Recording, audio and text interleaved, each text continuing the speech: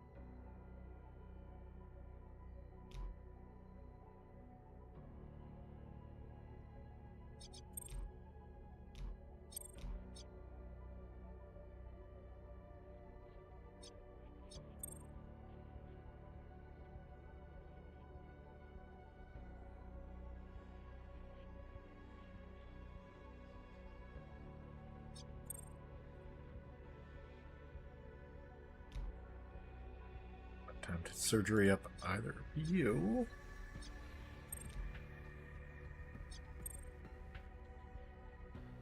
18 days for the neural toner. Hot damn.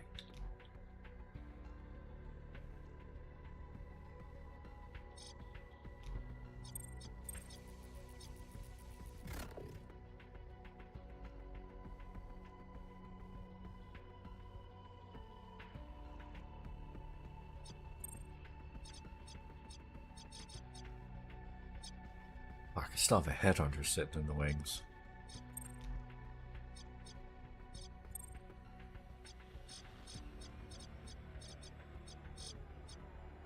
There's street military too. Oh, more HE grenades, which I'm already getting from another source.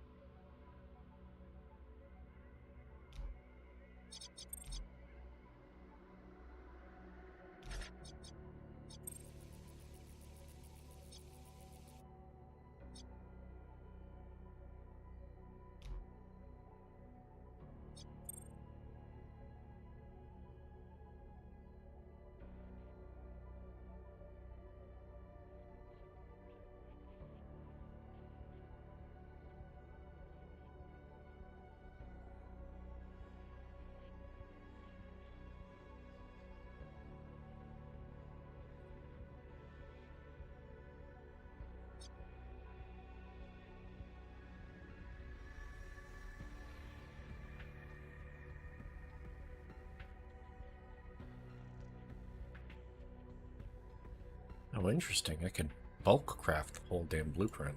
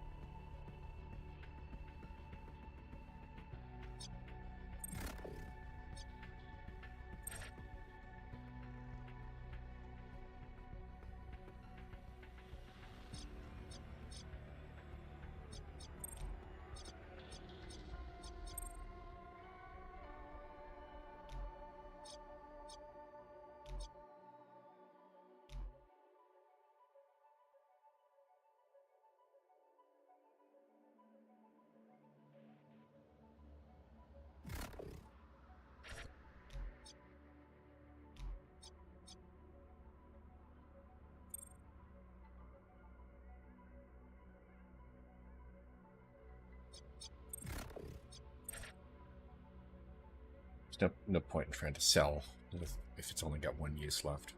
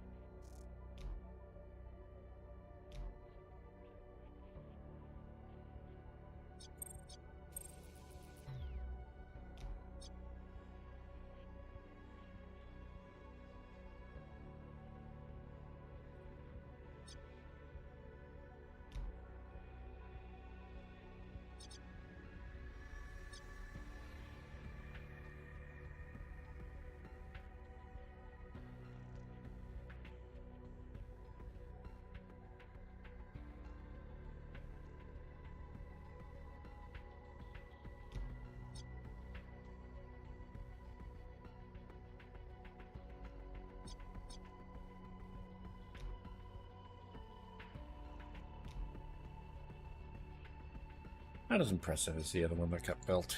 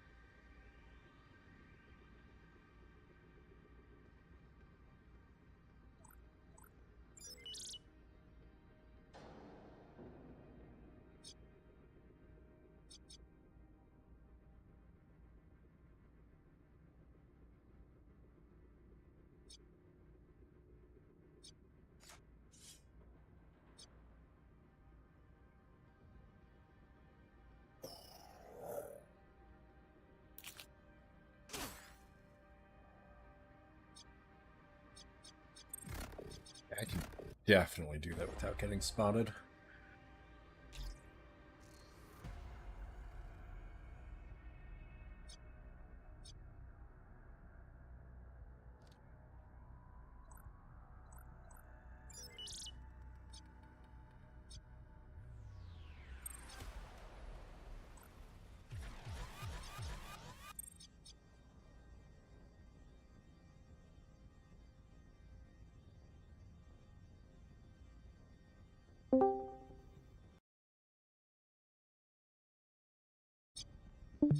Hey, Kaz, what's going on? Just relaxing from smoke outside, I guess. There's bushfires going on. That's not good. No, like I have an air filter in my room, so I didn't really notice it. But when I went out of my room, I was like, I smell smoke.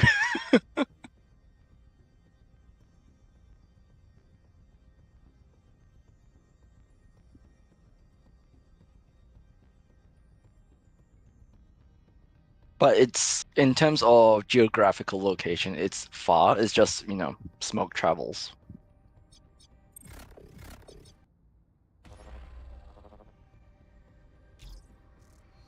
So this game is cyberpunkish from the looks of it. It is.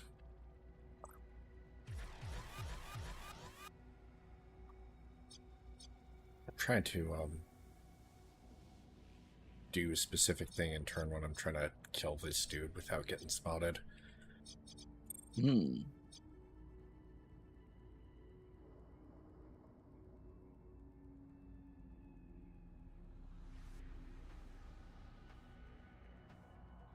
And I ought to be able to, but not the way that I was trying to do it. You're going to send a cat against them.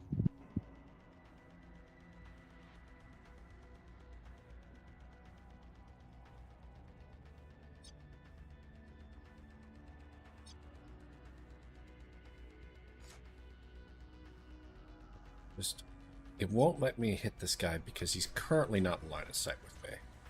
He's just behind the pillar, yeah. Can you not move to the side a little bit? No, because if I do that, he'll spot me.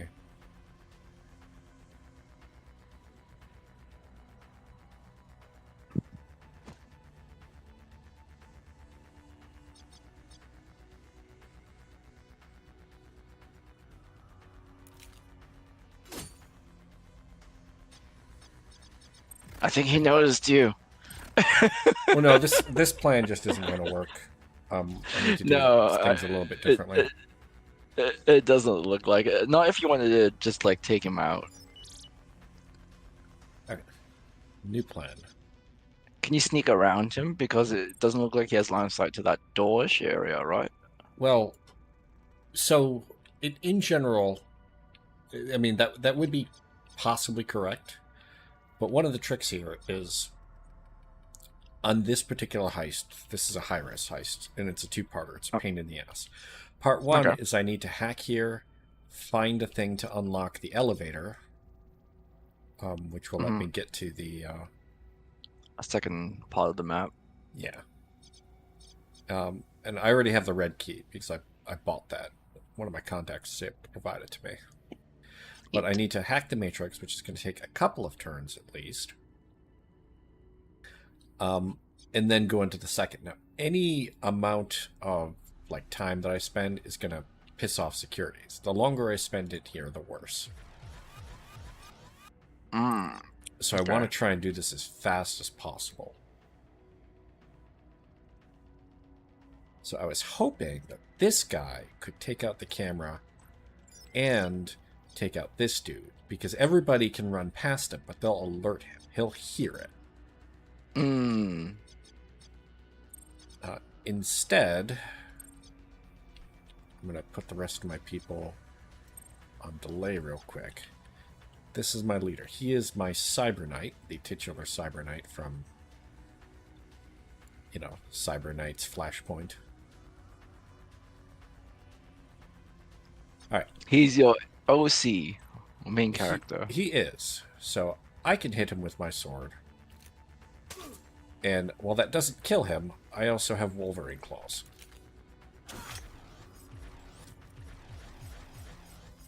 Screaming noises intensifies. So he's dead. Now I need to decide, can I greed any of this loot on the way? There's a bunch of Do you guards. only have one hacker? I only have one hacker. I mean, I could have brought more, but hackers aren't so good in combat. Yep, that's fair. So if I disable the security to get in here, it's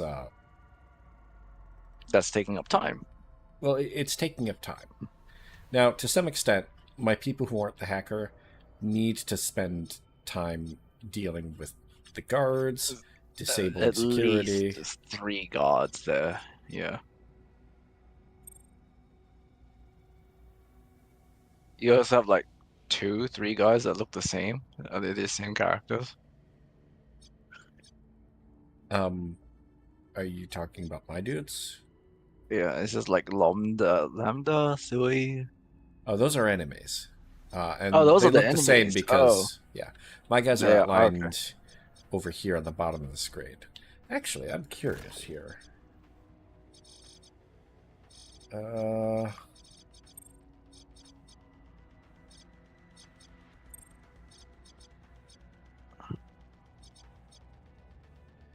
Okay, apparently there is nothing in the way of, like, colorblind accessibility.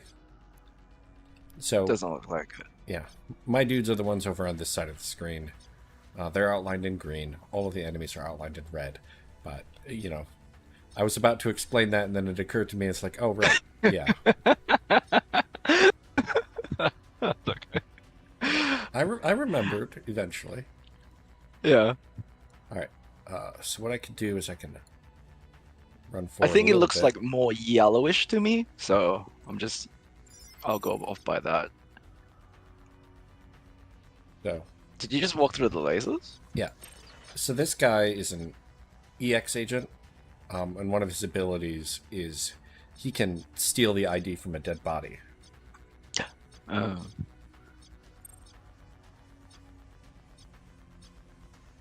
And ID lets you just walk through lasers. He gets to ignore everything except for cameras. Oh.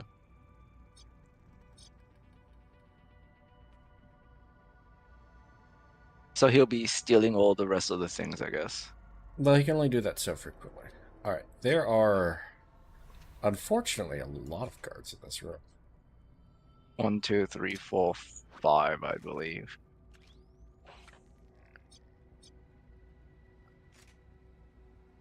Are you smoke grenading? Or like gas grenading? God, I love the fact that I can just bounce that shit. These That was are neat. gas. But Sleepy. it's It's nano quite gas. sleepy. It's cyber gas. Cyber gas.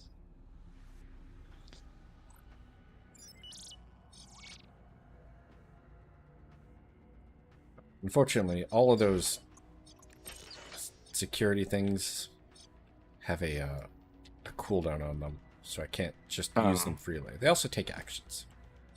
Yeah.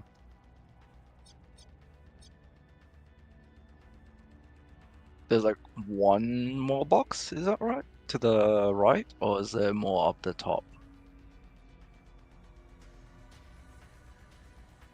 Oh, there's a bunch of loot boxes. There's one over here. There's one over here. One up here. I am not going to get them all. That would involve spending way too much time. Not if you're on a time crunch. Yeah, every 3 turns, the security level is going to go up, and it's going to go up at least once by the time I get out of here. Just the amount of time it's going to take to physically run up to this Matrix host. Mm-hmm. +4 turn escalation, so you got 2 more turns until it reaches level 1. So yeah.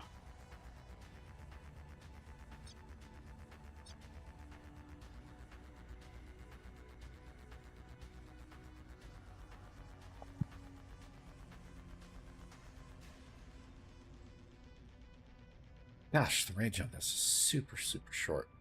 I almost want to restart the turn just so I can hit these laser wires as I run past.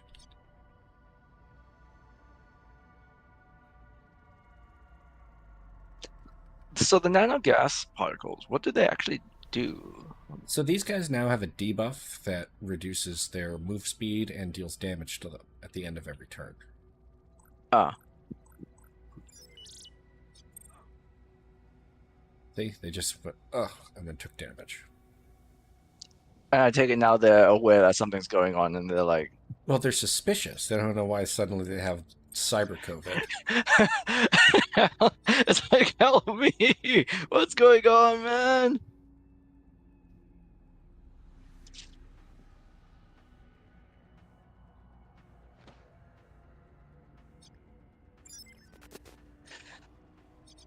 This guy's not going anywhere. This guy is. He's going to be annoying. I don't know what this guy's going to do. Yell out that I have cyber COVID. Help! He's just looking over there.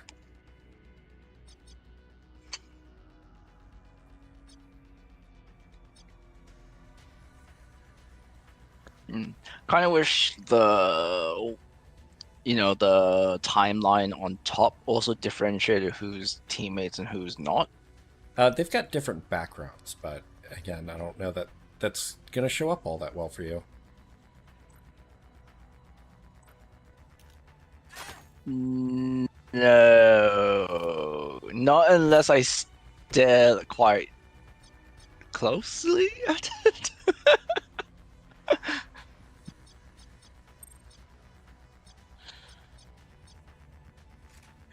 Because I didn't notice until you said it, and then I had to stare at it, and I was like, ah, I see now.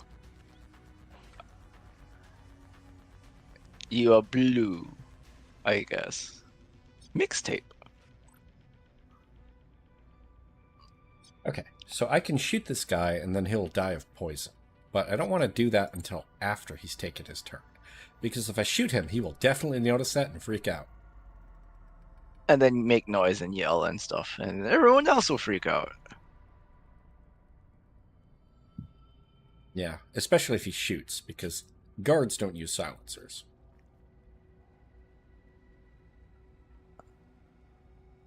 Okay, I should have a relatively clear path.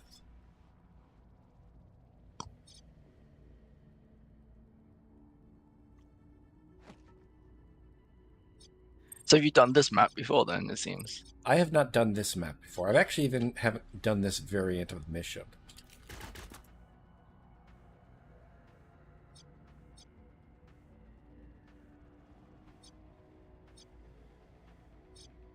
So the only reason you know the layout and stuff because you've tried before a little bit, but not completed. No, I know that this is a two-part mission because I've done this type of mission before, but the maps are a little bit random. So, like, they show you the whole map layout when you go in. You know, they don't hide any of this. It's not behind a fog of war or anything. In fact, it would be very difficult to do this game. If it was all fog of war. Yeah, fair. Alright. I am out of poison.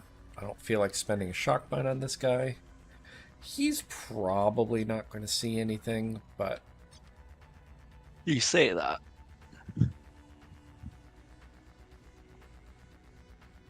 Well, I can just move stealthily instead of sprinting.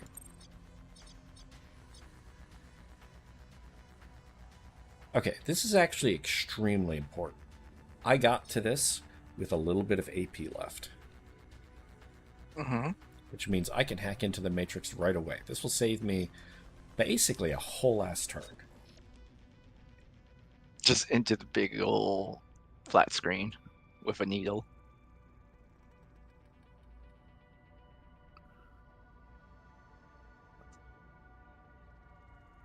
Okay, I got my programs loaded. That actually takes time, and security notices that I'm connected and screwing around. So I don't get all of my Matrix AP down here. This is the amount of actions I can take in the Matrix. My goal here is this donut thing. in the bottom. I actually don't know if you can see my cursor at all. Bottom middle? I don't see your cursor. Oh wait, Okay. is that the flashy thing? Is that your N- cursor? No, that's showing the node that I'm currently at. So I clicked Oh, on it. It's this donut that I've zoomed in. This yep. is my target. Regardless of what else that I need that I do in here, which I can go to this node up top, and it can let me disable some devices for a long time. These Looks nodes like a here virus. have a Money. dollar sign. They have data that I can hack and steal. I am, if I can go straight to the CPU and nail it in one turn, I'm going to do that because I Okay. want to spend as little time as possible on this floor. Mm-hmm. So here, I can go through the matrix pretty quickly, but the basic thing is that each node here is a type of node. This one's a firewall. This one here is a sub-processing unit. This one's here is access node. They all tend to do slightly different things, but they have intrusion countermeasures, also known as ICE. Some of the ICE are active and can be dissuaded by using the deception program. Some of them are defensive and can be sleazed past. Some of them are trap ICE, and I have to disarm them. In this case, this one's not doing a whole lot crazy, so I'm using the appropriate program to disable each one. And then I'm going to scan the next node to see what's going on, and then pop in. Now this one is a lot of ice. Four. Right. Takes a whole lot. So all of my actions are going to be very expensive, but nothing here is really doing a whole lot. So I'm taking out the one that makes my actions cost more, and then I'm going to disable the one that damages my cyber deck. Anytime I do these things, these ice will do something to me. +5 security if destroyed. Yep. So that security tally is going up. We're hitting escalations. But computer escalations are not as bad as regular escalations. Now this one makes me suspicious. This one has 2 active ice and nothing else. There's probably a trap in here. There's not a whole lot I can really do about it. But I can scan. Oh, there was not a trap. Alright. I have to be careful. I'm not going to be able to make it in this Have one turn. 7 left. I have 18 AP left. And 7 left until the next escalation. But as you said, you Oh, didn't yeah, care yeah. much about that Yeah. escalation. Things will happen. I'm going to scan here. There's definitely a trap. Oh, there was no trap. Okay. So this stops me from loading programs. I don't actually have to disable it. This one stops me from connecting to another node, though. So You I need am to gonna get go the other down one to here. not move. yep, I'm going to disable this ice. I'm going to do one more scan. And then I'm going to sleep. So this was the escalation. It damaged my connection. Connection is a bar here, and if it goes down to 0, I get kicked out. Okay. And possibly suffer dump shock because I was kicked out in a place that wasn't safe to do so. So unfortunately, I couldn't get this in one turn. The good news is that there's really no reason for me not to loot while I'm here, if I'm spending 2 turns anyways. To get the money stuff, the data. Yeah, I get data that I can then turn around and sell. Mhm. Patrols. There's another patrol coming in here. To some extent, I'm just kind of hoping and praying that they don't screw me. But this time you have 169 out of 60. So I have so much AP. Yeah, you get 60 AP base, but things like your cyber deck, this skill that I used gives me 20 more AP. Cyberware that I have gives me bonus AP. It feels a little bit strange for it to say 169 out of 60, but Yeah. 60 is just the base level that anyone with a cyber deck would get. Basically, the basic person who just started has 60. Yeah. So if I didn't already pay to know what the network looked like, I could know that this was a CPU before going into it, because my scans wouldn't tell me anything that was there. And that's still true. Even though I know it's the CPU here, even though I fully scanned the node next to it, I know nothing about what's inside. So I'm going to connect. There's a bunch of ice, and to spike the CPU, which is my goal, I need to not only disable, because I've been disabling all of the ice here. You can actually use attack programs to destroy them, but the server We'll knows that's notice. happening. Um, Yeah. and, well, I can't show you because I can't scan any of this without risking them getting pissed off. So I'm just going to use a program that damages every node, and I instantly got another escalation. My hacker took some damage. I probably cleared everything out. Okay, so I can spike the CPU.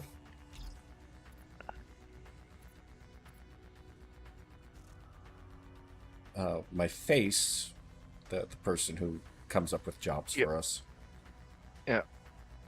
she just told me that she's figuring out where the exits are going to be. I'm pretty sure I already know where the exits are going to be, but again, while I'm in here, I might as well. Those look very angry now. Yeah, well, these are incinerators. So, like, you know how I was able to end my turn while connected here? If you do that Yeah. on an incinerator, it kicks you out. Oh. So you don't want to do that if you can avoid it. Yep. Fair. Deception. Sleaze. I actually have 2 of each type of program loaded, and there is a reason for that. Because some of the things that ICE can do is unload your programs. Oh. And so they don't care how loaded a program is. They just Says unload you don't it. have that anymore. Yeah. And what's annoying is if I unload the program that you need to disarm them. Yeah, that would be bad. Okay, so here we have just a regular passive lock. Blueprints. We have a buster, which damages my connection. I actually don't care too much about that, but I'm going to disable it anyways. And then here we have our first trap. This one will relocate me. It'll move me to another node if I download a blueprint without disabling it. So I'm just going to disable it. It could put me somewhere where I haven't disabled it, or it could just waste a bunch of AP as I have to move back through the system. Make your way back, yeah. Alright, this one Another one. triggers if I take any action, so I'm going to disable it immediately. This one, I don't need to load CyberDeck programs, but I might as well disable that. Download these things. Now, it may be worth hitting up the security unit. The SPU. Yeah. If you have the AP and stuff already, I guess, yeah. Why not, right? Oof. This is brutal. That's It's going to take a lot to do this. 2 of these are just blocking me, but it'll damage my CyberDeck or my connection. Honestly, I'm just nuking the whole thing. So, this camera, I want it to stay disabled. I hack it. You can't see it shut off because it's already off. I don't think I care about that. I might care about that camera. One of my exits is right there. There is another exit over here, but this one is so much closer that it's probably where I want to go. In any event, that camera isn't facing the exit. This camera... Could you not, like, tab through the camera? I actually can. Tab, but yeah. But I wanted to know which one I had selected so that I could hack it. Okay. So these cameras are being shut off. They're disabled for 6 whole turns, which is fucking forever. And then I'm Considering done. this is how much you've done in 1.5 turns already, you know? And half is about right. Spectre still has some of her AP. I am going to delay her turn right now. Because... I want to see, is this guy... He hasn't moved yet. So I want to wait for that dude to move.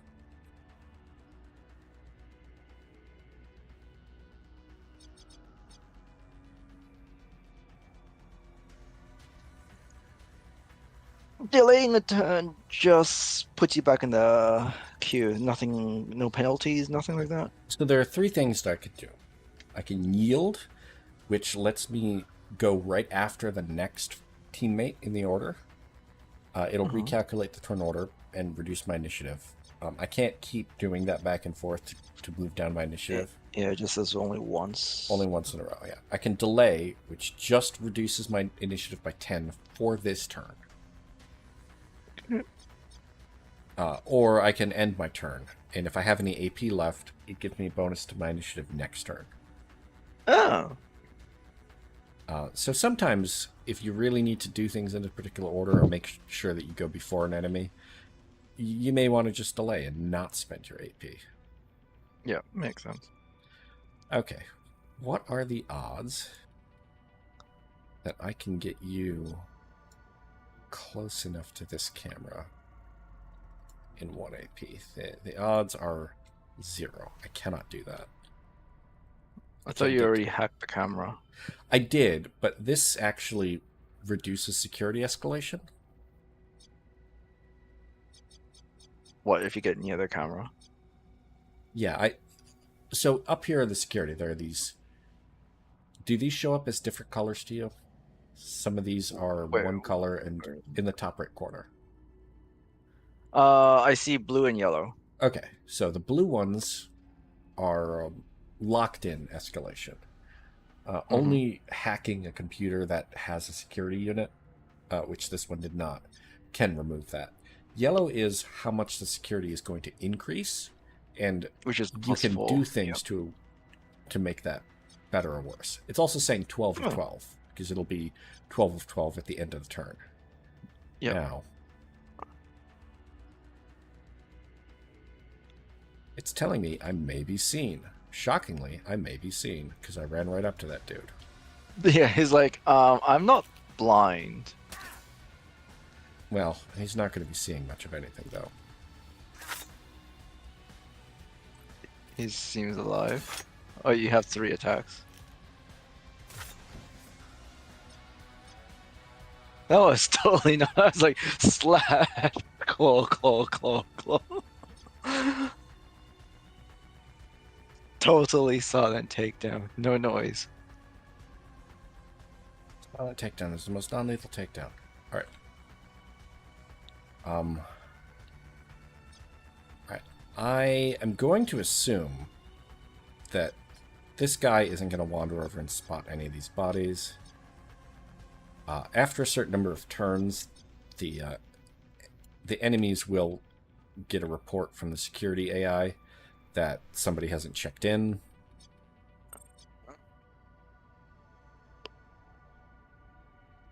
Okay. So you have 2 turns for the first body left, and then 3 turns for this one. Correct. But you should be out pretty soon. I should be out not next turn, but the turn after that. So slower than I would like, but really as fast as I could possibly ask for. That'd be like 1 security alert or something from the first body. Well, this body, I actually faked his body timer. There's going to be no security alert from it at all. Oh. This guy is 2 turns. So hopefully I can be out of here before then. But we'll see. Okay. I can't... There's a gap here. What I can do is a move that I like to call Nothing Personnel Kid. He's a teleporter. Alright. And then... He looks alive. Yeah. He won't be. Will he die from gas? Or is it already faded? He's going to die from gas. When I mouse over him, there are some icons on the right side of him. One of those is kind of like an eye in a weird interleaved square. That's... I use an ability to see what he's going to do. The other icon next to him, which is a round ball with a 2 on it, if it would stop. That one is the poison. It's a venom trap. Okay. So that's lasting for 2 more turns, but it only needs to last for 1 more turn. Look, I'm dead. Okay. Well, the protocol now is to reduce body timers. which means all of these body timers are going to expire and the security level is going to escalate immediately. Camera spotted a dead body. Whoops. 3 favors if complete before you get that. 8 gold cubes if 16 killed. That's a lot of people to kill. Don't even know if there's 16 people. I don't know that I'm actually going to complete that objective, to be perfectly honest.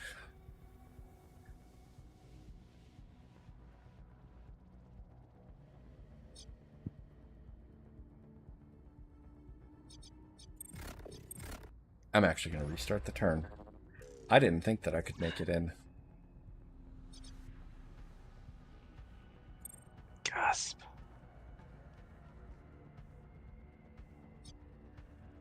So Tangent here is my furthest person, and he can just barely make it into the deployment zone.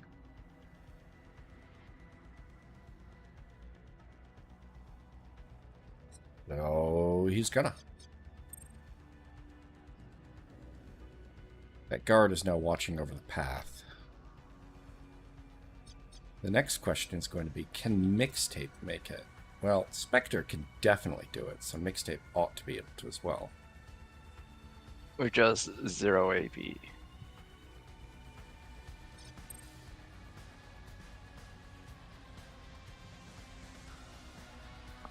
Oh, yep. Mixtape can. Woo! Go mixtape. Run away, disappear. Guys, like, what?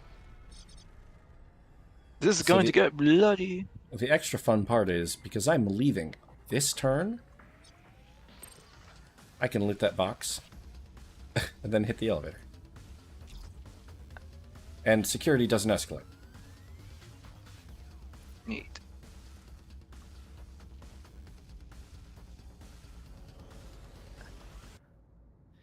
Victory, victory.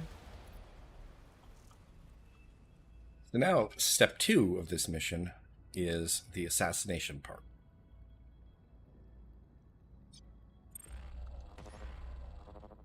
And these are the high-rise missions are a huge pain because at least every single one of these is I've been trying to take out a VIP. I don't know where the VIP is going to be. I don't know where the VIP is going. Do you know anything? Other than there's a VIP you're trying to kill? I know that on this level, security escalates 7 a turn. That doesn't sound good. So it's probable that the VIP is trying to go to this helipad. It's not a guarantee. It's possible. So that these levels are kind of made up of little Tinker Toy blocks. You can kind of see bits of them. Procedurally generated stuff, yeah. A little bit, yeah. I mean, they make paths for you to go through. So this, we got started in a weird spot. There's no obvious entrance or exit, but I guess it's a balcony, it counts. Over here in this corner, which sounds really weird. You came out from an elevator. Yeah, I mean, this game was not a huge budget. So this elevator may be this. That may be the VIP's destination. It may be our exit. Because we have to get out after we're done. We can't just kill the person and go, oh, okay, mission over. Just jump out of the elevator balcony. Okay. So this is an executive office. It does not look like there is an elevator or anything here. There's a stairwell here that could also be our exit. Oh. There's a whole bunch of elevators here. This is actually an elevator lobby. Unlikely that any of those are going to be at my exit, but it could be. It's like, we have all the elevator lobbies, but we put your entrance at the balcony. So it looks like there's elevators in every corner except one. This is probably where the VIP is going to go. And then, so I'm keeping an eye out because when the VIP shows up, if I do this correctly, I can make things easier. Also, one of the annoying things is that this camera is a long distance camera. It's probably not going to turn or anything. This camera's on rails, which means that it's going to swoop down this way Oh yeah, every I see the turn. rails. This one is also on rails. I don't know how far it's going to go. The game tells you cameras may rotate, that they're blocked by cover, but it actually doesn't explain that shit very well. Yeah. Whatever.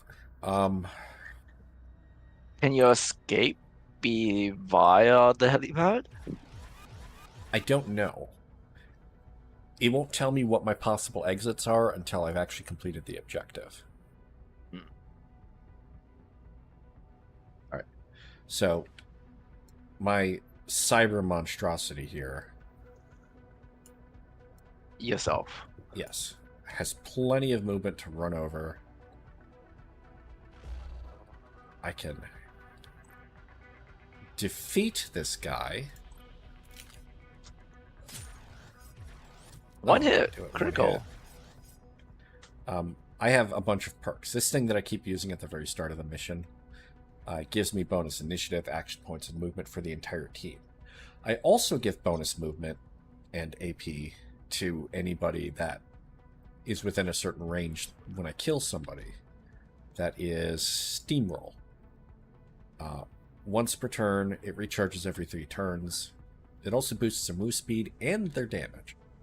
And then I have Redline, which if I kill somebody with claws, I get plus 2 AP until the end of next turn. And then Berserk Haze, which recharges my claws once every 4 turns when I kill a target with them. It actually doesn't have to be the claws, it can be any cybernetic weapon.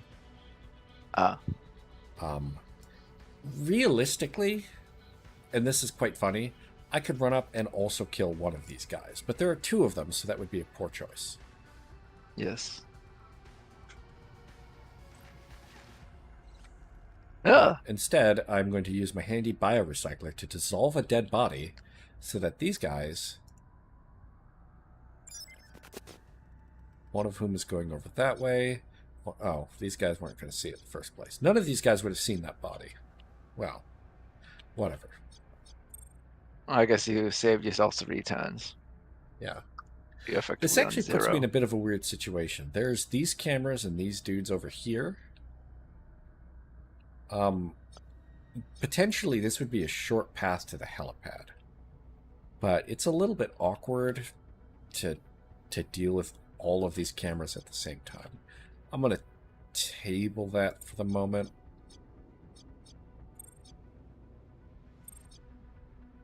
And switch to my hacker. Now, I can have her disable these cameras for me. It's going to take a Do bunch guards of her... notice? They don't notice when you disable the camera. I want to get close enough to the camera because this is going to do almost nothing. But this allows me to erase some security tally that gets generated. So I can delete some of these yellow bars and maybe delay an escalation. In practice, I don't know why I'm bothering, because You need to it's knock still off going to at get least 3. yeah, it's still going to get an escalation next turn. Oh, You shot someone. That is not.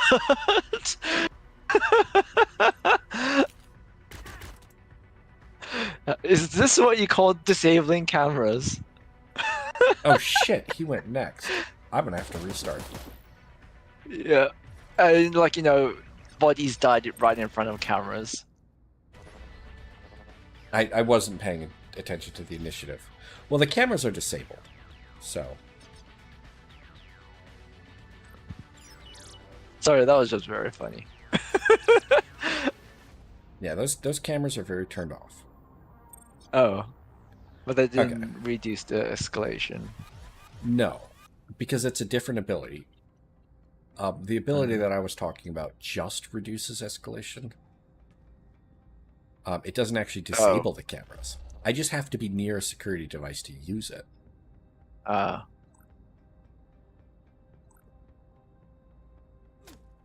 Okay, I wasn't lucky enough to get a crit, but it doesn't matter.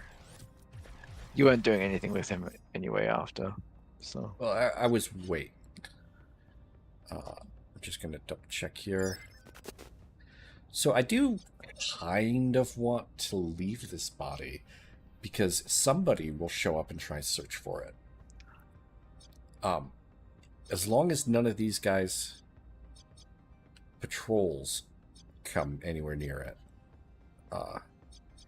Because every time this escalation bar fills up entirely, the AI gets to make a decision. One of the things it can do is summon reinforcements. It can also activate security devices like these shock fields. It has a whole pile of things that it can do, and it'll roll between them. There are some exceptions, though. One is that it will never do the same thing twice. And okay. two is that if you outnumber the guards, it will try and summon reinforcements. Predictably. Right. So...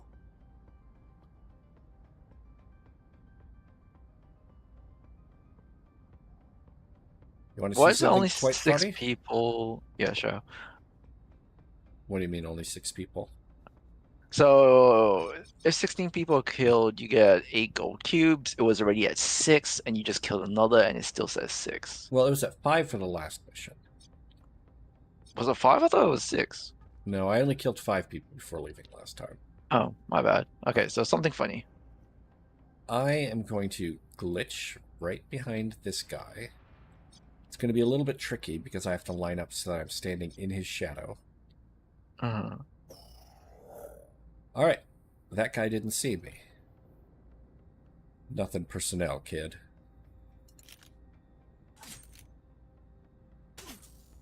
huh? There's an ambush. I said, nothing personnel, kid. Okay, that was neat. Alright. Now, if I leave these bodies here, the cameras will spot them. There's very little that I can do about that of this dude. So, I might as well move a little bit further. This guy is probably not going to walk all the way down this hallway and spot me. If he does, there's not much I can do about it at this point, so I might as well just Why assume can't you he- tell how he's moving like the others? Because I have to use an ability to do so. My Cyber Knight has an Ah, ability called Lookout. That's this dotted circle that you can kind of see around these guards. Any guard who walks into that circle, I can see what he does for 2 turns. oh, neat. Other people have abilities to identify guards, or what guards are going to do, but I don't have any of those abilities right now. Ah, Instead, I have this ability called Dissolve. so-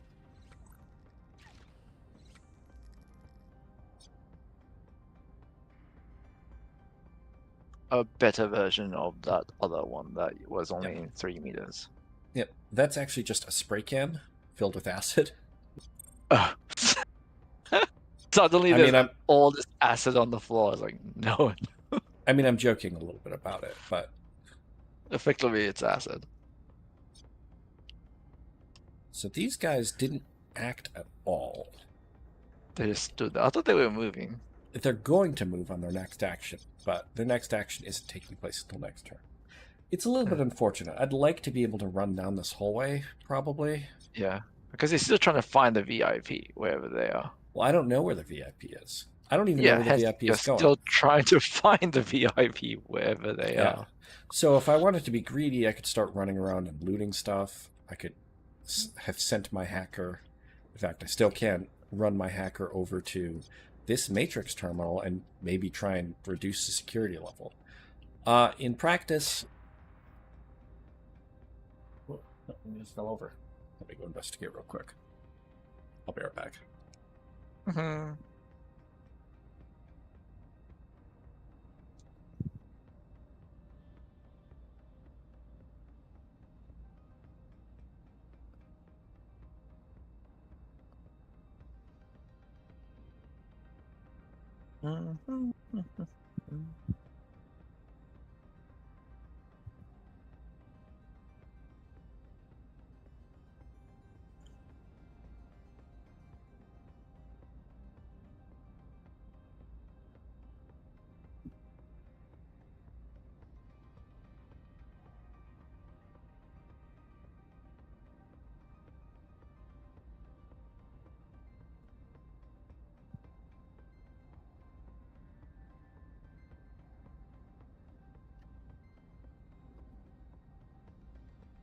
I return. That was Welcome Hippo back. making a scrabbling on the slippery floor.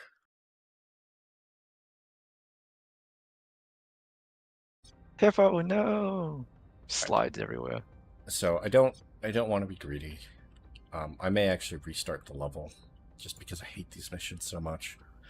When I find out where the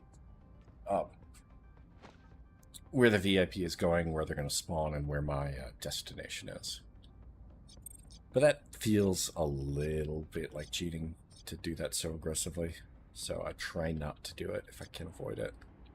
No cheating allowed.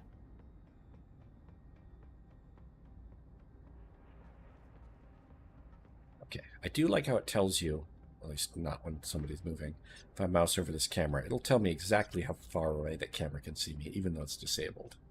So I just need to not be standing here in 2 turns. Mm.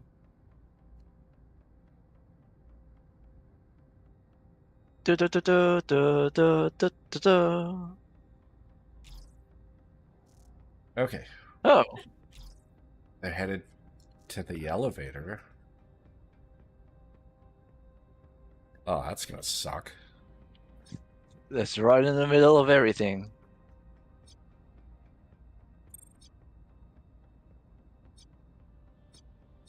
At least you narrowed their route down. It's only going to be either from the northeast or the northwest into the middle, because it's Yeah, only in a corridor. this is just a really annoying path, though. When it comes down to it, Yes. if I had taken everybody off to the left side and then these guys sort of fucked off in their different directions, I would essentially have a straight shot into this hallway. Like, there's this one guard here, but there's no cameras watching. There's only this one guy watching. Okay, I guess this guy would have come over to patrol. But that's actually even more annoying for me now because... Because now you have to still go through him, and the other guy, and the camera. Well, he's far enough away. But you can't get to him in one turn. Okay, I can disable this camera from here. But there's yet another camera. Like, this is just a bad, annoying... Cameras out the wazoo! Well, I mean, this is supposed to be like a high-security, wealthy high-rise, so... Yeah, if I restart, I'm just gonna take everybody up to the left side. But that would be cheating. It feels, for these types of missions, that the AI is cheating. Because these missions are pretty brutal.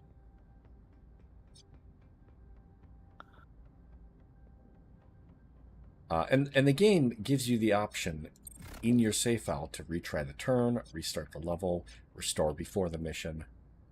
In part because with something so procedurally generated, there are situations where it's going to be like, yeah, this is not fair. It's not like these are handcrafted, bespoke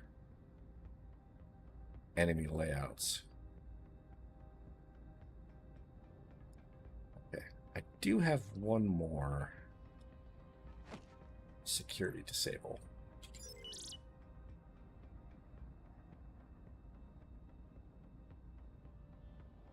And I have one more look ahead. So this guy's going to keep going here. This guy's going to head that away. I don't know what that guy is going to do, but I'm going to assume that I could just creep forward. So creepy.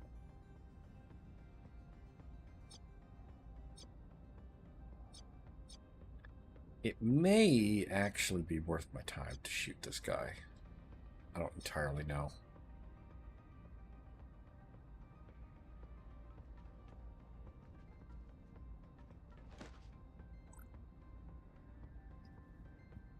Definitely not worth my time to shoot that guy this turn. Instead, I am actually going to spend my last movement. Dun dun dun dun dun dun dun dun dun dun dun dun dun. Okay. If there were any body timers, they would be Lucky reduced. you dissolve them. Oh boy.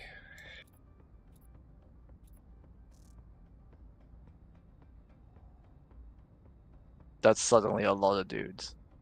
Well, there is this one body over here that's going to expire immediately, which is going to be Oh, I thought you dissolved it.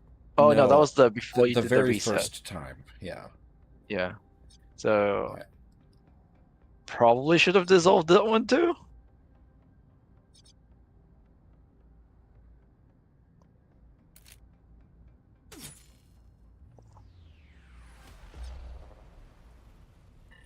An ambush, another one.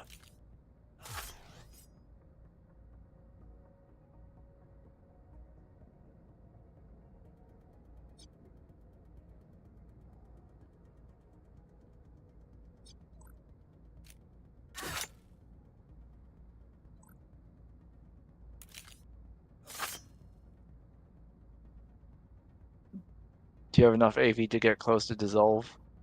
Well, I'm close enough to this one to dissolve it. I can't remember. I think I only dissolved 2 bodies over You did. here. The ones down there, yeah. But Okay, can you so get to that body that's going to dissolve next turn to dissolve it oh, this before it? one? Yeah. I don't care. I actually want it to be solved. There's no way for me to avoid the security escalation, and 2 escalation on top of the 7 a turn is actually such a small number that I don't really care. And it's going to draw guards potentially out of position. Okay. In this case, I'm tempted to dissolve this body, but it just because if one of the well, this guy's not coming back. This guy's patrolling somewhere else. I'm gonna leave these. I don't think I care. This Gas. camera's waking up this turn, and it's actually not going to see the body right away.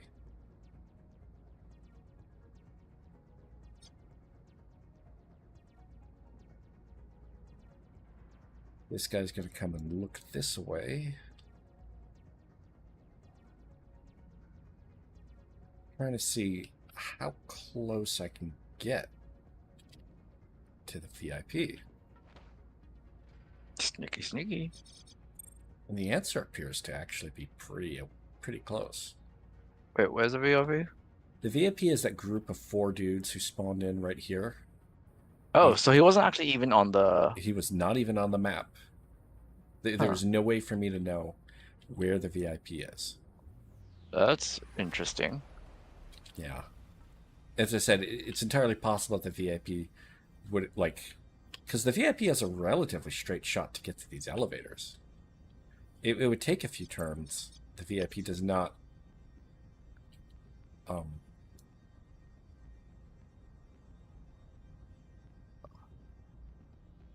not going to end my turn out of cover until I'm certain nobody else is going to act.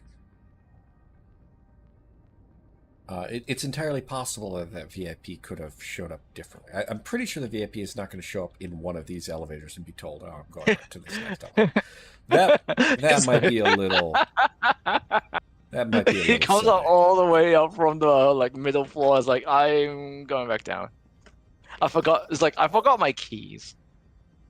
On some of these high missions, there are actually like intermediate floors where you take an elevator up and then take another elevator to go further up. Because like elevators don't go all the way up these buildings. All right, so that's the bodyguards. The VIP chose not to do anything this turn, which is fine. Mm. Does put me in a slightly awkward position, but it also means that I can run Spectre over.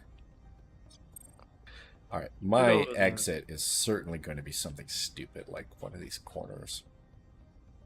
That does sound stupid.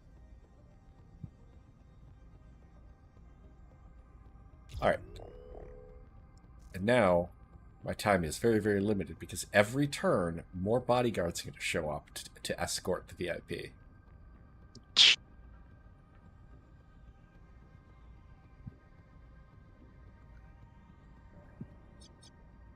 Infinite bodyguards. Not infinite, but more than... Large amount of bodyguards.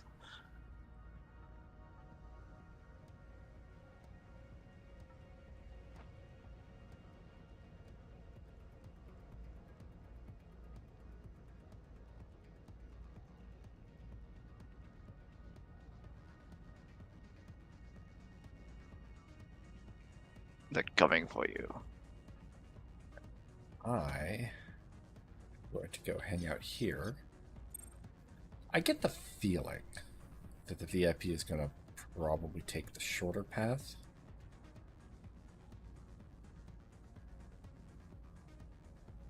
Alright, that's the guy going to investigate the body. Unfortunate, he's not going to be one of these guys down on the, like, bottom part of the map.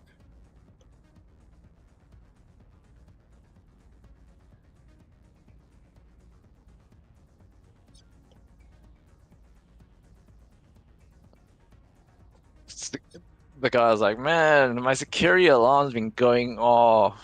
This is not good. So this is Mixtape's specialty. In addition to the venom traps, he can do a big old tox cloud. Oh.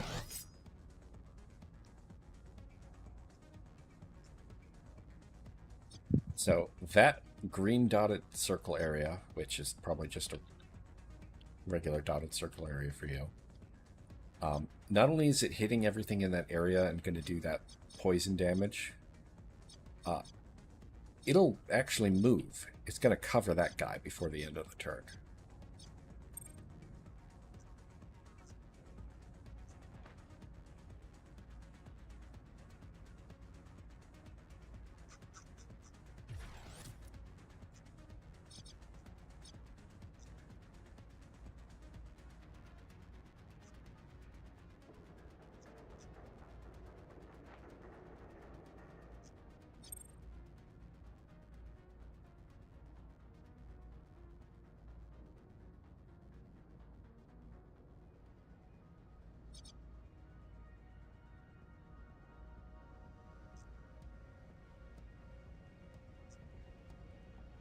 Unfortunately, these guards are actually looking over each other's shoulders very well.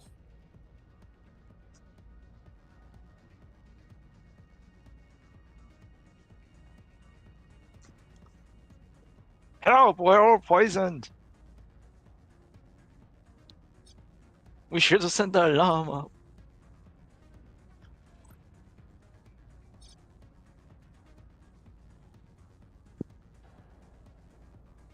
I see 1, 2, 3, 4.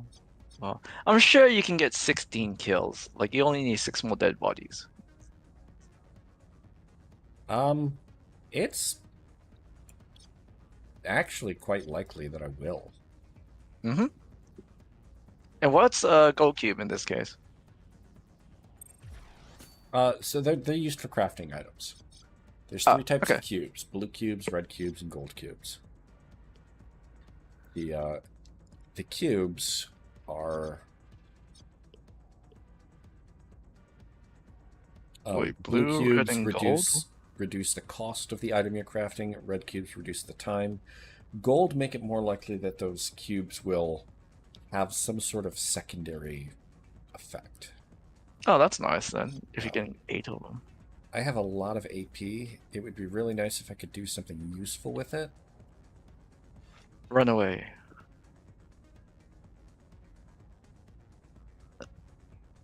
I could actually start shooting at the VIP, but all of these dudes, this little ear icon appears. That means they'll hear it. So I'm actually going to end my turn. Rip. He got gassed. Everybody got gassed. Okay, the Matrix is on high alert. That was nice. Okay, so now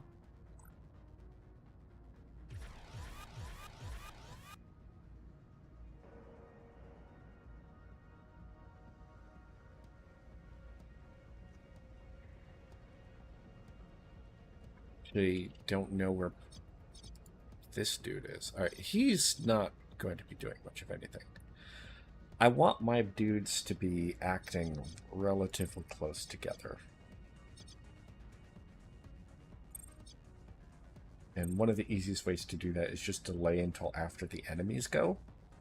And like see if they get closer or whatever. Yeah. It's a little bit of a trick, though. If I decide that this turn is go time, and I might. Go Power Rangers. Boing, boing, boing, boing.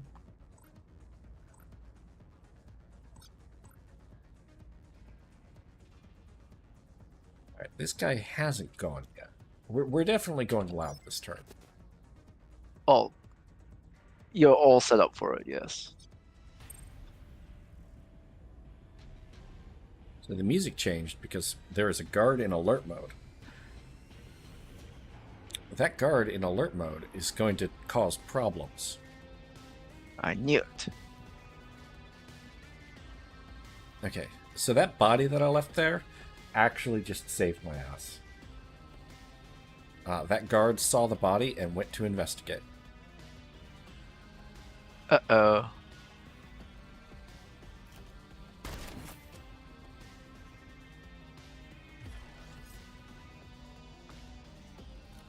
Wait, did he just shoot at you?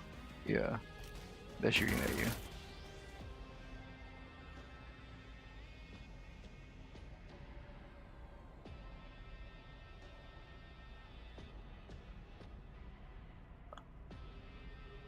I don't think this guy should have spotted me, to be perfectly honest. He saw your big blue mohawk.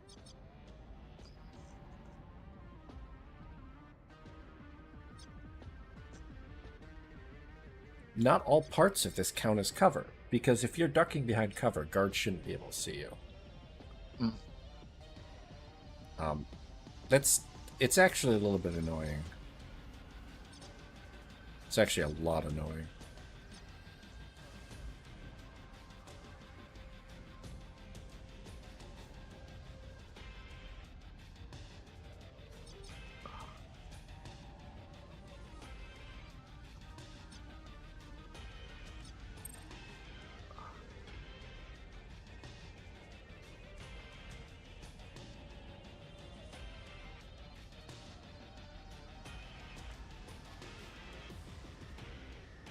Yeah, this is kind of a bad situation. We'll see how the rest of the turn shakes out, but I think I'm going to end up stopping this turn and starting it over. Because you still have to extract after this. And there's so many.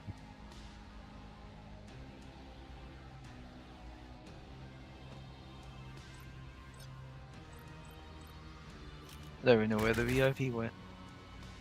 How the fuck did I miss? You missed the 26%.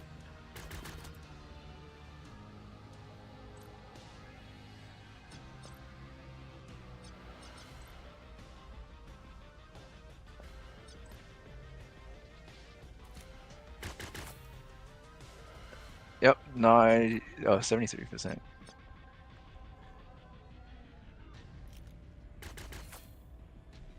Oh. Okay, So I'm not many going to good. take so many 1 in 4 missed chances in a row. That's a little... XCOM! That's a little XCOM, yes.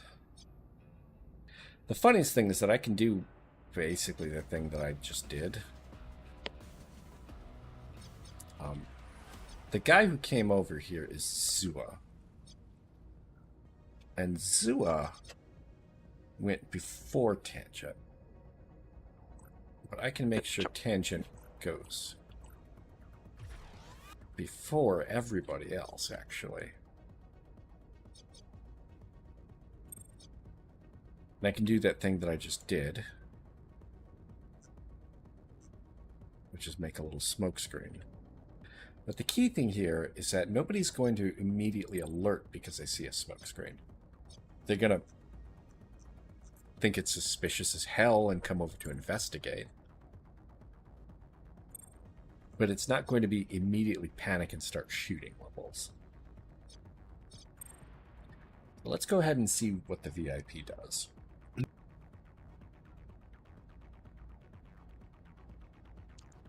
VIP runs away. This guy sees the body that I didn't investigate. These other guards are going to walk up, see the body, and go into suspicion mode. See, this guy didn't immediately freak out because he can't see any of our people. He basically doesn't even notice the smoke cloud. Somehow. It was Zoo who saw you guys earlier and then made all the noise, I think.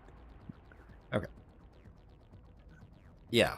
He started shooting, and then everybody else got alerted because they heard gunshots. Mm-hmm. Alright, so the VIP went over here. Everybody else kind of went off in weird directions.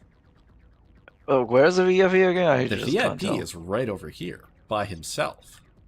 And that makes it easy we to delayed kill. our turns. Go tangent.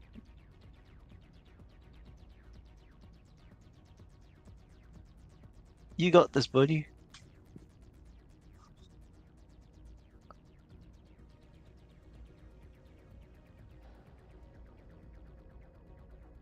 So kind of a key thing is that, yeah, he heard me. But I have to say, nothing personnel, kid. Target is down. Okay, our exit is in that corner, in the dumb place like I thought it was going to be. Through all these dudes! Through all these dudes.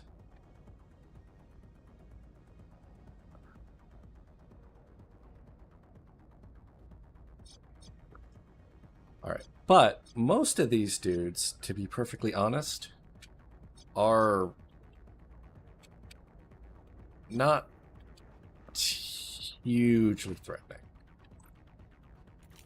So this guy, I had a 94% chance. I wasn't worried about that, because when your chance to hit is sufficiently high, you can't miss entirely. Like glancing blow sort of thing. It's called a glancing hit, and it's guaranteed for pistols if you have at least an 80% chance to hit. Now, this guy has 165 health. I need to make sure that he dies before the end of the turn. But he's also poisoned, right? So he's poisoned, so I need to do 50 more damage.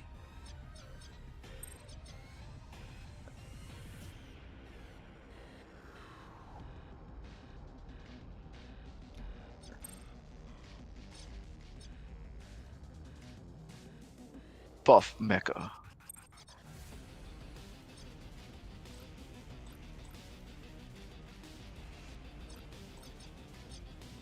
So my chances to hit are really bad because I'm actually in the smoke cloud. Firing through smoke, yeah. Yeah. Thankfully, I can solve this problem by just stepping out. Moving gasp! Alright, so this guy, pop him. He's gonna die to poison. Yep. This guy. It was always possible that I could have gotten a critical hit. So he has 90 health. My chance to hit is dropping precipitously. Anytime you shoot an enemy that hasn't spotted you, you get a bonus to your chance to hit. But... Oh, no. Oh, no. I didn't actually mean to click there.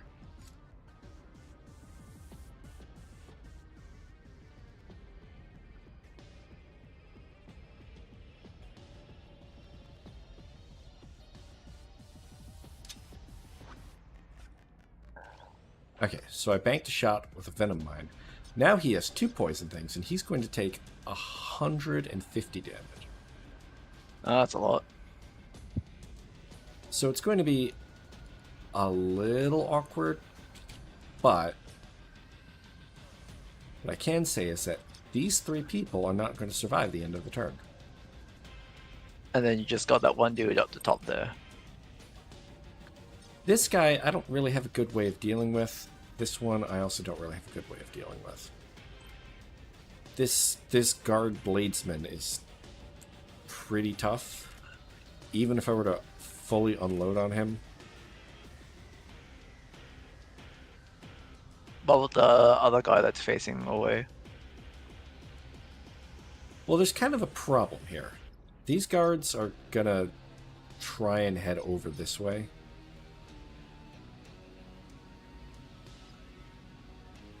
I have a couple of things I can do about this guy. I could stun him so that he doesn't care.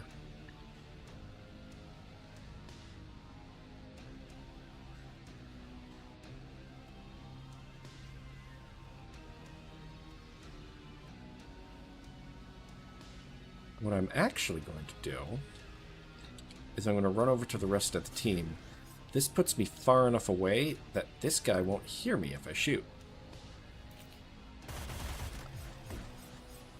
Oh. Nice. And then all of the rest of my team just got a little bit of a buff because the timer on that thing that I have that buffs everybody if I kill. Or it is off somebody. cooldown. Yeah. Well, I just poisoned myself. That was stupid. Congratulations! Well, it's only 2 turns of poison.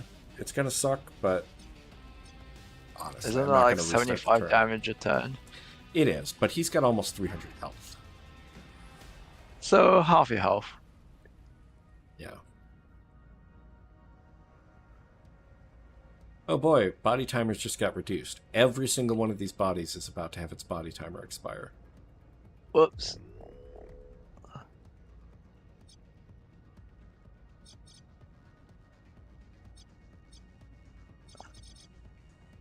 Mecha suffered some initiative penalties.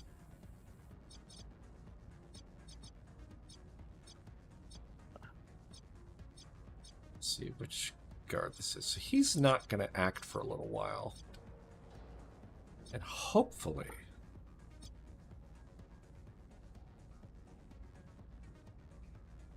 Gotta keep moving, gotta keep moving. I really, really do.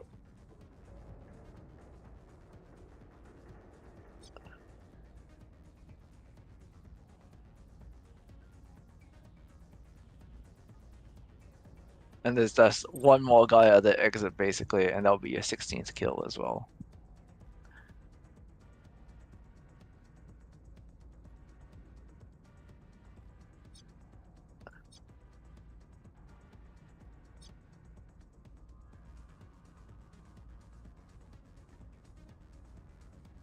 This is going to be a little bit suspicious, but one thing I could do to hedge my bets is when I poison him, I reduce his movement points and his action points by 1 each. So I don't know what he's going to do, but whatever it is that he does, he's going to do it less. None of the enemies are alerted, but everybody is suspicious as hell right now.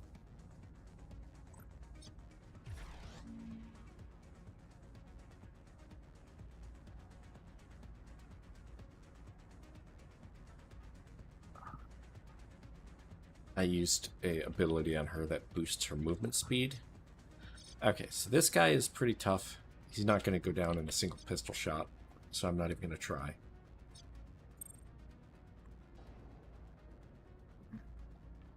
These guys are all running out to deal with these bodies that were found.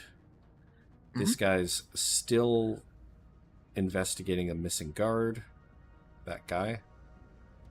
Alright, I'm not going to say that we are entirely home free, because we are not entirely home free. But effectively right now there's just one guard in the way. If you can. Yeah. Zoom. I don't know what these guys are going to do. That's the thing. Oh. Oh. Yeah. Remember all those bodies I left around? Turned out that was Oh, pretty rad. I do got to get one more kill though. maybe just knock him out from behind. You're right there.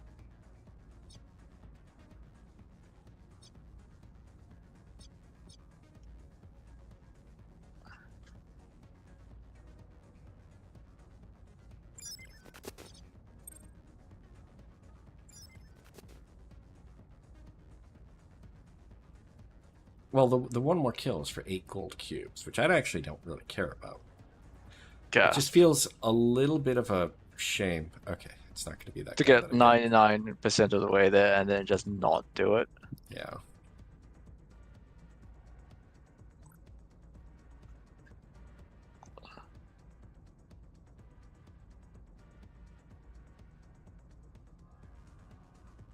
I'll be right back.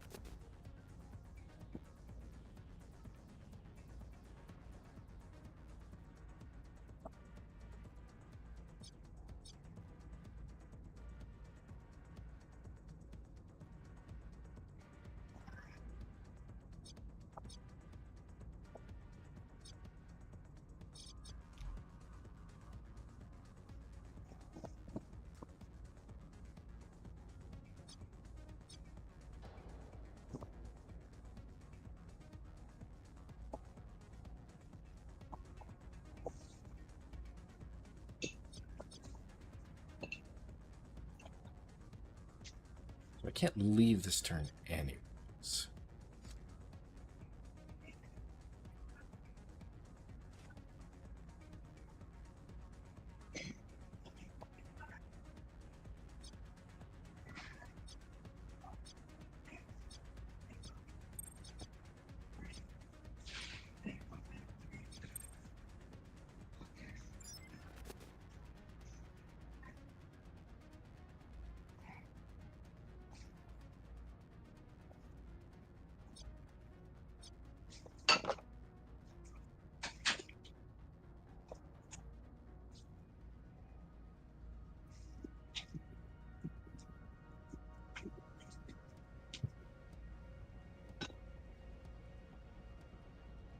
Oh, no, you only still got 15. Yeah. So these guards appear to be heading in the direction I want to go. I can't run everybody into the exit this turn. And kill one So, guy at the same time. yeah. So I might as well see where this guy is going.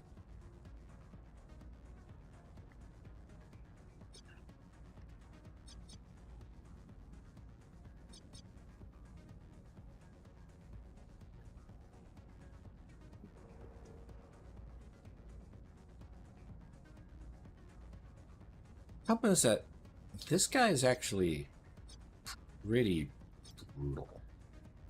It looks beef. Beef.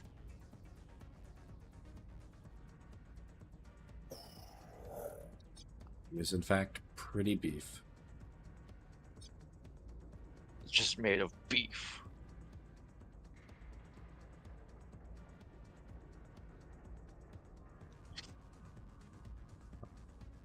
What I can try to do...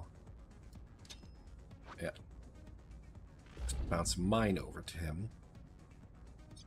That'll stun him, but what it'll mean...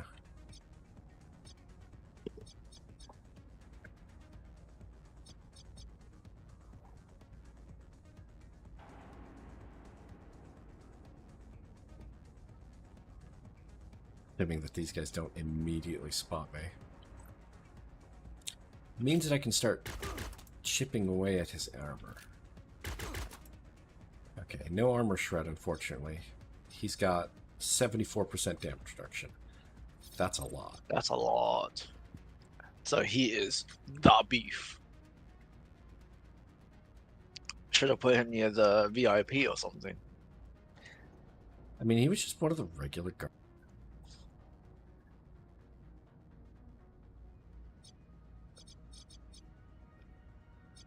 His name, Keto. Yeah, that's why I was like, should have been put near the VIP or something, right? Because like, he's stronger than the VIP guards. He was a medic.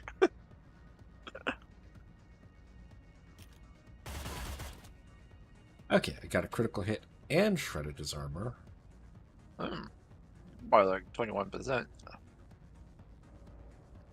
Now, I'm actually taking a risk if I shoot him again. Okay. Why? I didn't want to kill him, weirdly enough. Oh, you want to do it as you're exiting, sort of thing. Yeah. Alright. So... Mixtape is pretty low on the initiative. There's not much I can do about that. Well, no, actually, I don't see him on the initiative because he's not going this turn. Isn't he? Is it? Or he's not going next turn yet.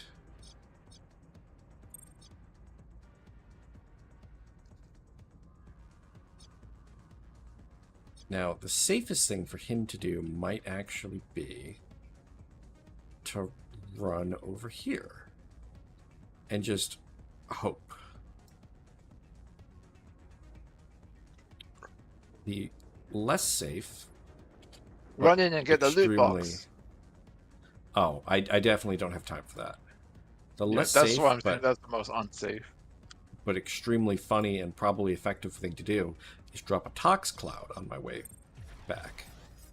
That's going to cover all of these guys, which will reduce their movement and initiative.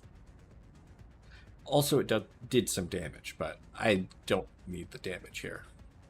Well, one guy's going to die then. Probably. At the end of the turn, but we are leaving before the end of the turn. Oh, okay. So he's not going to count as dead. Oh.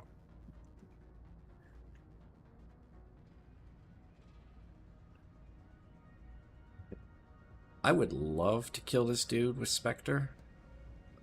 She does not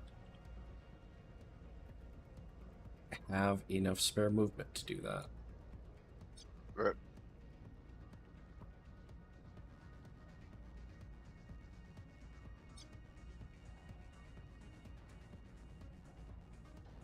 These stairwells exist in a couple of places, and they're always a little bit weird with the pathing. Fiddly. Yep. He is gone. Hello. Hey, buddy. Pats him on the back. So, can I get here? Yes. With 2 AP. Okay. So, shoot to exit, I guess. Yeah. Oh, right. I was going to get a bonus movement point. Mm-hmm. Oh, look, the camera spotted a dead body. That's why I didn't want to kill him last turn. Because he was standing next to the camera, but not in its line of sight.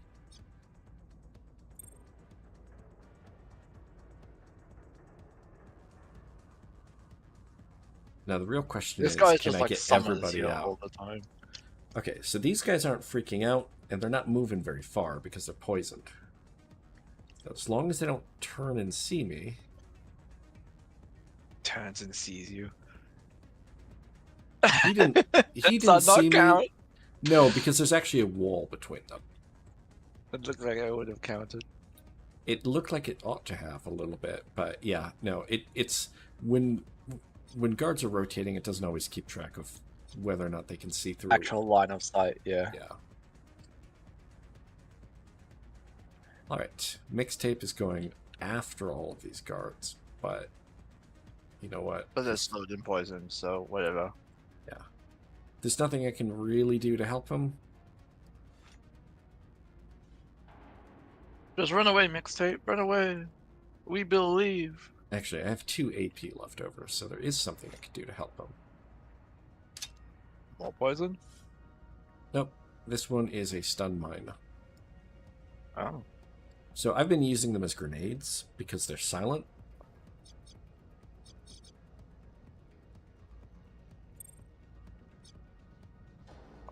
Where's it? I'm sorry, does this not count as extracted? Does not, it seems.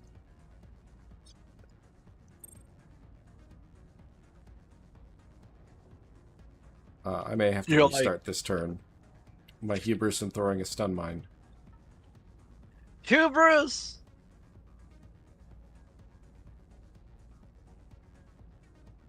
Can mixtape escape? If not, then you haven't wasted. Oh yeah, mixtape totally can escape.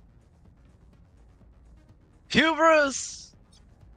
Yeah, no, for whatever reason, this spot doesn't count as an extraction. Honestly, it doesn't really matter. I don't have to restart the whole last turn. It's just, it's a little annoying. He's definitely within that square. He is.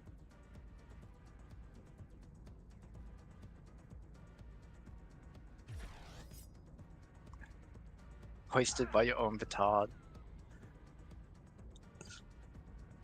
Okay, well, The petard being the stun mine. if I didn't kill that one guy, That guy would have died. Hey.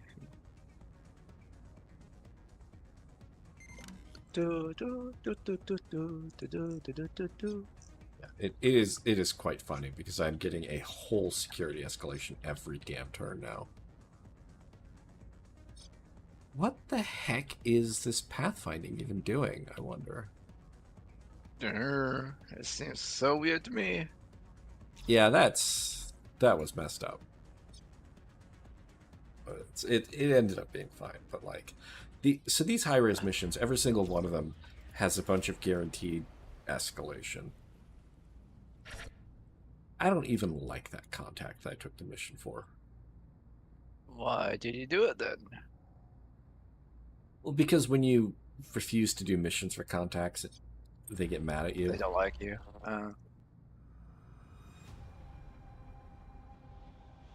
Okay, and I didn't even take an injury out of that. That's great. Nice.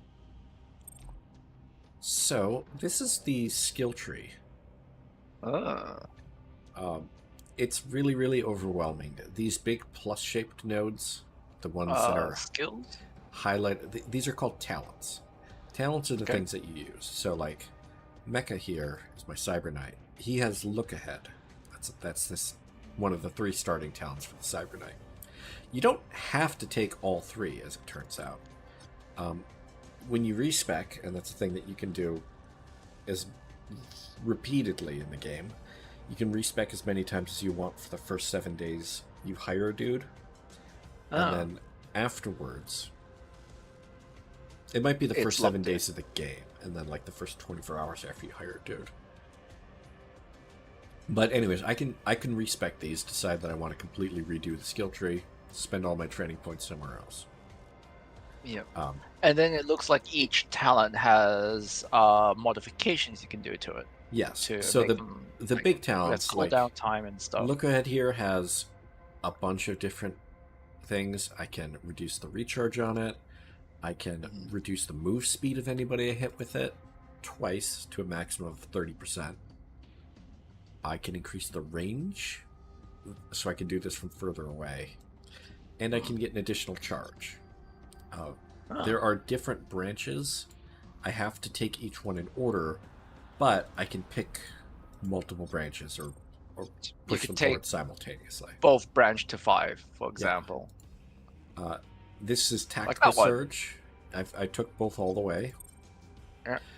Including this one, which cost me 2 skill points to take this one. But it's worth it. It gives everybody an extra move point. It's great. Just like this, Steamroll. This only has 1 branch, only 3 upgrades in it.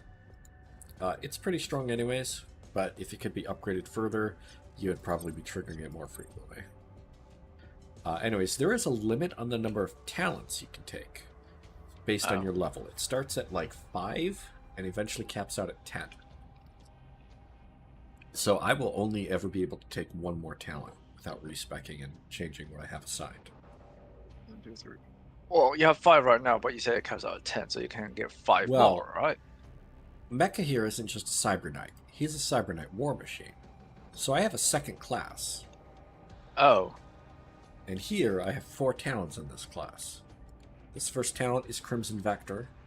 That's the thing where I do the charge attack with my claws. Clawmaster is a passive talent that boosts my claws. It means I get more charges out of them, they do more damage, and it reduces the cost of using them. But this is only the claws themselves, not any talents that rely on them. Here's another one. This is the one that gives me bonus damage and action points when I kill an enemy with my claws. This is another one that when I kill an enemy with a cyber weapon, and there are more cyber weapons than just claws, it'll instantly pick one of my cyber talents and recharge 1 turn off it. Now, if the only cyber weapon I have is claws, this functionally means when I use a claw and kill an enemy, I recover 1 use of my claw. It's pretty badass. What I want here, though, is this last part of Redline. So whenever I kill a dude, I'll get extra damage and extra move points. It is hard to take 1 character and kill multiple enemies. Enemies tend to not be clustered up nicely to each other when they're patrolling. And it can be hard to avoid alerting them in the process, and also, like, dodge away into cover. That's going to help. So War Machine is... There's a whole bunch of classes. I'm going to pick Mixtape here. He's a Scourge, so he has all of these Scourge abilities. You can see that there are many more things that I've taken. I've only 6 out of 9 on my talent limit. Nice. 6, 9 times. But I don't really want another class. But if I wanted to, I could pick any of these other classes. Any class other than Cyber Knight. Cyber Knight is unique. Only your main character can be a Cyber Knight. And Cyber Knight's more of like a team player. It has lots of things that are general purpose and buff.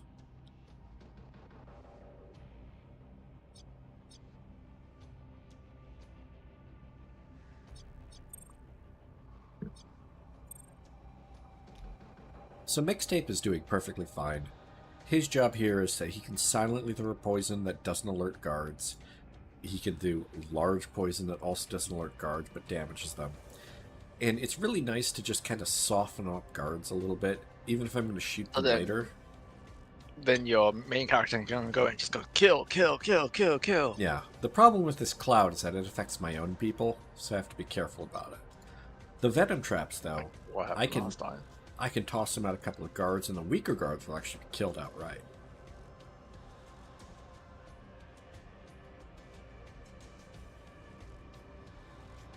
I feel like there was a bug here at some point.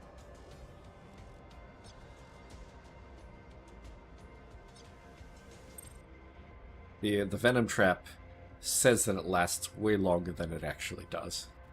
Up to 11 turns. Yeah, that's not correct. Why you lie like that? Alright.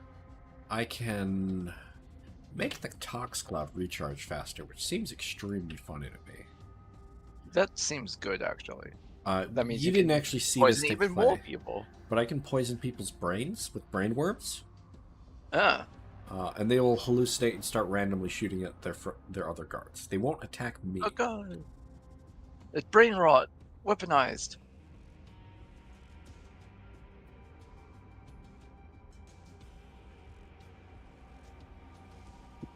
So, like all of the different things that you could possibly do in this, like there is a class based around using pistols and revolvers, and it's actually really good. It's not even like not stealthy. Revolvers Oh. can't be silenced, but this works with dual pistols. You can do a bigger like fire both your pistols at the same target. You can auto reload a revolver every time that you shoot, Mm. for as long as the turn lasts. You can do the ricochet a bullet to hit a target around the corner. The revolver ocelot special. Yep. Full auto with your revolver as if it was a full auto weapon by just fanning the hammer like you're in a western.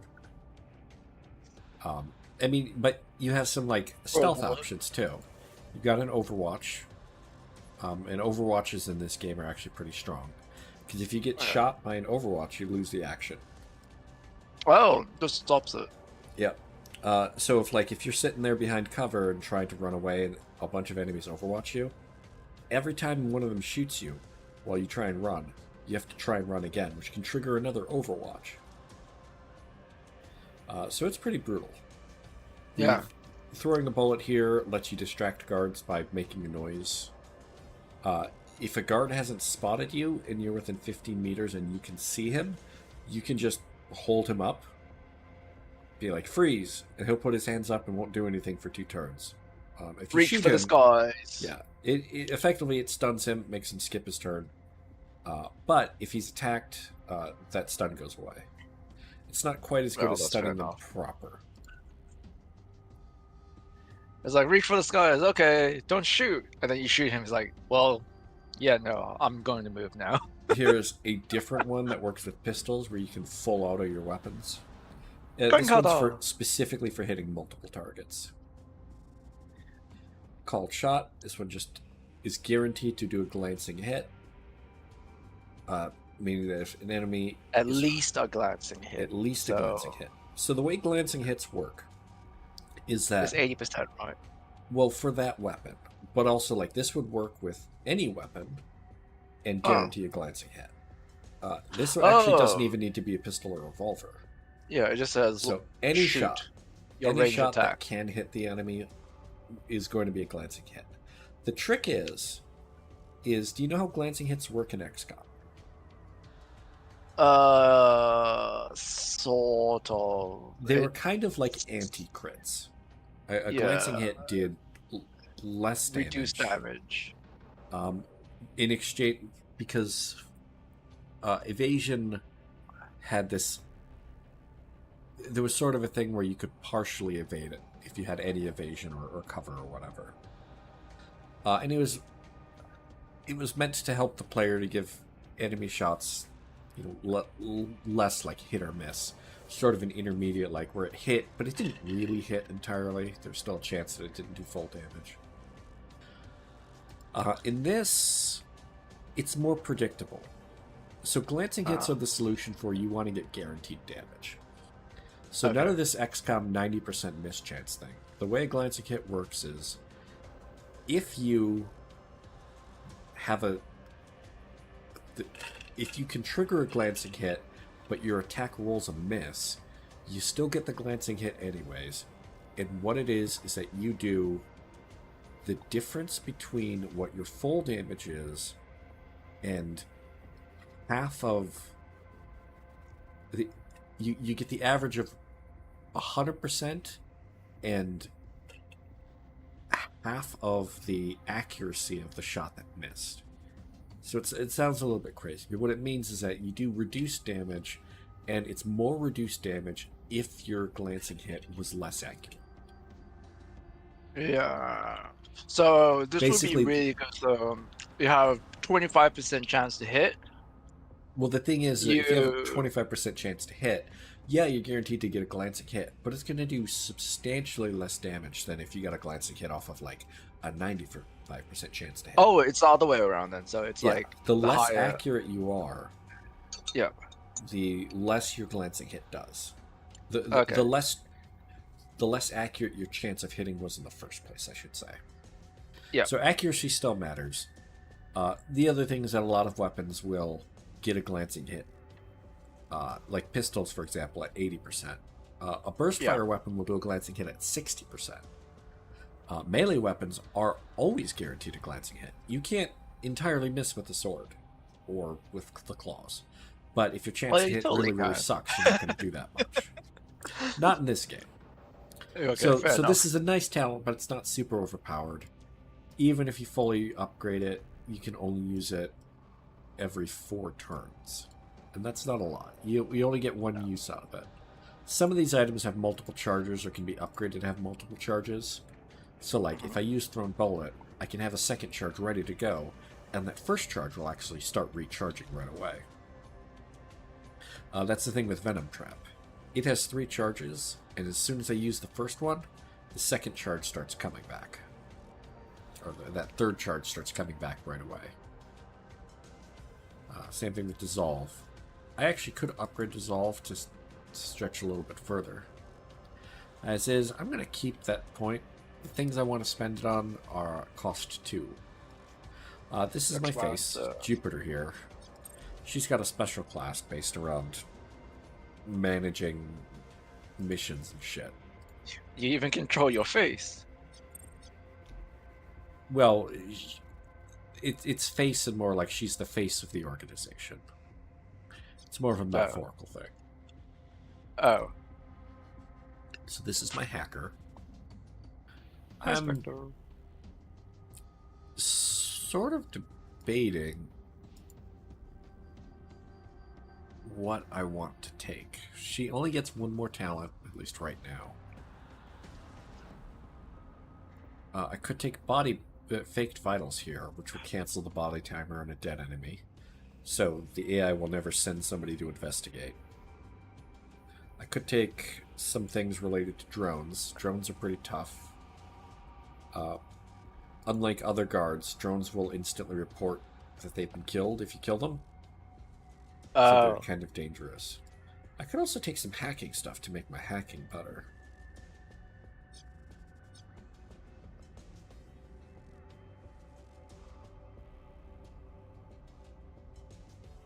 Trunk patch here is interesting because it gives me... Makes you drunk. Well, it repairs my connection and reduces the quantum tally. So this is about, like, delaying things a little. It's not really all that strong right now. The problem is that traps can do bad things to me, including sending me into weird spots. I don't know that I super care. I might actually just go for drugs. Drugs! One of the talents that every class has is to carry additional items.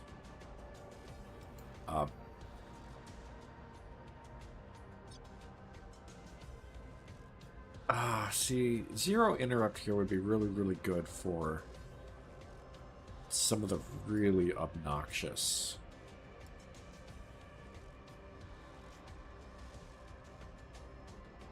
Do damage per turn. See, I would love this if this had multiple charges. But really, any hack that lasts 5 turns is taking way too long.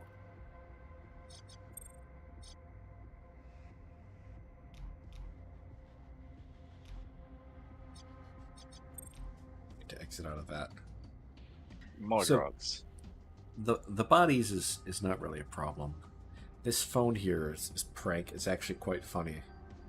I put a debuff on an enemy that ensures that when the AI sends somebody to investigate something, he's the guy that gets picked.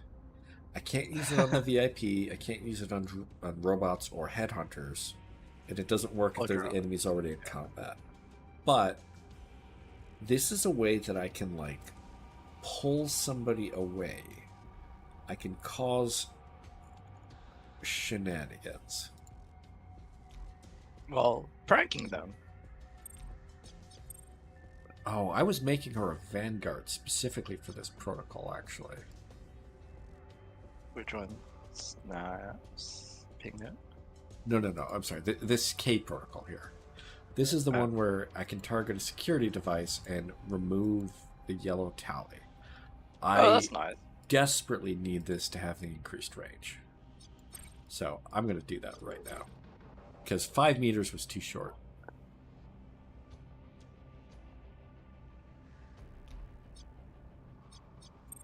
Alright. This is my agent / cyber sword.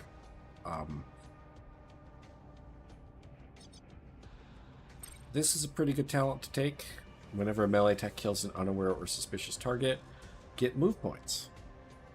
Yeah, and when I upgrade it, it gets additional charges. It comes back slightly faster, and can get a 3rd move point. I mean, this is just rad. If I'm going to teleport behind someone and stab them, I would like to be able to run into cover, and this helps me do that at least once or twice in the mission. And then this guy was going to upgrade. Now, Saul here, Torment, was not appearing in that mission, but he still leveled up because he was watching. He's like, I am looking. Yes. Yeah. He's my soldier. His job is to have gun and shoot gun. The soldiers have a lot of things. All of the talents are broken up into 3 rough categories. The middle talent for the soldiers are all based on full auto. These are all based on, like, doing specific things. So this one is more likely to shred armor. This is just more accurate for one shot. This gives me more crit chance if I kill a target for until the end of the next turn. So the current turn and the next one. Every time I get a critical hit, this will recoup me some action points. Can trigger once a turn. And it recharges every 4 turns. So these are pretty rad. These guys don't do critical hits that often, but I can fix that. This is one of the ways that I can fix it, is by putting points into savagery. I would like the 2nd point here, but I kind of also want pop slot. This lets me reload a full auto weapon. Fully upgraded, it doesn't cost any AP to do it. Nice. I also kind of want run and gun, actually. You want so many. This gives me move accuracy for a lot of crit chance and cover if I move after shooting. And it lasts for 2 turns, like some of the other talents. Actually, I'm gonna...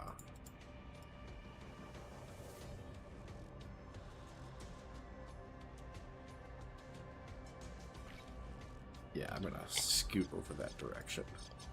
Work your way. This guy is in a bit of a weird spot. Another soldier. Well, so this guy is a soldier sniper. I recruited him as a soldier and turned him into a sniper. I have a different... No. I recruited this guy as a sniper and then turned him into a soldier. The soldier tree and the sniper tree both... You don't need cyberware to take them. Soldiers' basic abilities give you recover recoil. I didn't really explain that in the middle of a mission. But every time you shoot a gun, it generates recoil. So if I fire this rifle, it generates 6 recoil. And if I fire it again, I'll have generated 12 recoil. This revolver here is 16 recoil. What recoil does is just a straight up penalty to hit. So you generate recoil for moving and shooting. So if I move a certain distance, it's actually every AP you spend on moving is 2% recoil. So if I fire this revolver, it generates 16 recoil, and then my next attack is 16% less likely to hit. If I fire it again, it's even less likely to hit. And if I use an ability to give me even more AP, just because I have the AP to make these attacks doesn't mean that I can hit with them. So the game balances out this stuff. It tries to balance it out pretty well. I have a lot of things on this. Yeah, I have a really, really good stock that's reducing the recoil of this gun. Actually, if I didn't have the scope on it, this would be generating almost no recoil at all. But you're a sniper, so Yeah. Well, it's nice to be able to take multiple shots. One of the things that the way Overwatch works in this game is that Overwatch is a talent. And when you Overwatch, it doesn't cost any AP to enter Overwatch, and you're guaranteed at least one shot. If you have more AP, you can get additional shots in Overwatch. The sniper has their own Overwatch. I'm just going to bring it up on the screen. The sniper's Overwatch that gives them additional accuracy when taking shots at enemies in the Overwatch AP arc. So, like, if I really wanted to, I could set up Overwatch over an area and get 3 shots at anything moving in that area at plus 30% accuracy. I have done that. So I have these sniper soldiers and this regular soldier. These guys are my door kickers. If there is a mission that requires me to kill a motherfucker, and there's no stealth or hacking or any of that required, that's the crew that I come to. And it's worth it. These guys cost me 12% of all money I make just having them around, but they've paid for themselves. Anyways, here's the not Sky Ranger. This is a secret underground base. I have stuff built here, but previously I had to go and clear wreckage out of these rooms to make them usable. Because it's totally not the Sky Ranger from XCOM, yeah. The barracks here, which I've been clicking into, you always have built. The command HQ is where you decide to make missions. And then here's cold storage. Cold storage is going to seem kind of overwhelming, but it's all of your digital goods. So accounts, which I've been letting stack up. Blueprints, which this is how you do crafting. You need a blueprint. And then you have to spend the blueprint to craft something. So I haven't so much been letting these stack up as if these have been, like, I've been doing stuff with them. That sounds weird for a blueprint. It's like, we have copy protection, you can only use a blueprint once. Well, like, if I want to make the Stazzler, I can use it 5 times. And then I have a whole bunch of these blueprints. For stuff like these, I can use any blueprint at least twice. Files, these are various files that I've stolen. There's a little tag next to the name that says inset, because I can make sets of files. Here, I've collected a bunch of gang memes. So I can mint these gang memes into a file set, and then I can sell it to somebody because they've got the whole collection, and they like me more. Oh, I've got even more gang memes. They just put it into their binder of gang memes. Yeah. Alright. I am going to be back in a little bit. Hippo is barking at something outside, which makes me wonder what she's doing outside at 3 in the morning. So I'm going to go help Cammy, since Cammy is probably struggling with her. So I'll be back in a little bit. Okay.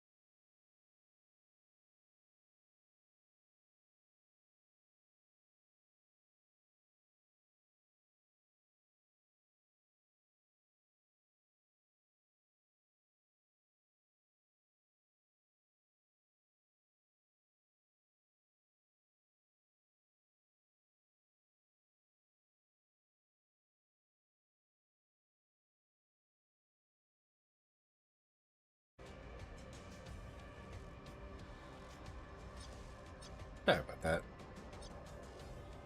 I have neighbors and I don't want Hippo keeping them up. One of our neighbors is basically deaf, but I still worry. What did the hippo bark at? I don't know. It's in the middle of the night. I couldn't see anything. It's possible if there was a stray that she saw. It's possible she saw a bunny. Or a squirrel. Ghost? Unlikely to be a ghost. Dang it. You say bunny, it just reminds me of that video with two huskies just getting tangled up because they saw a bunny.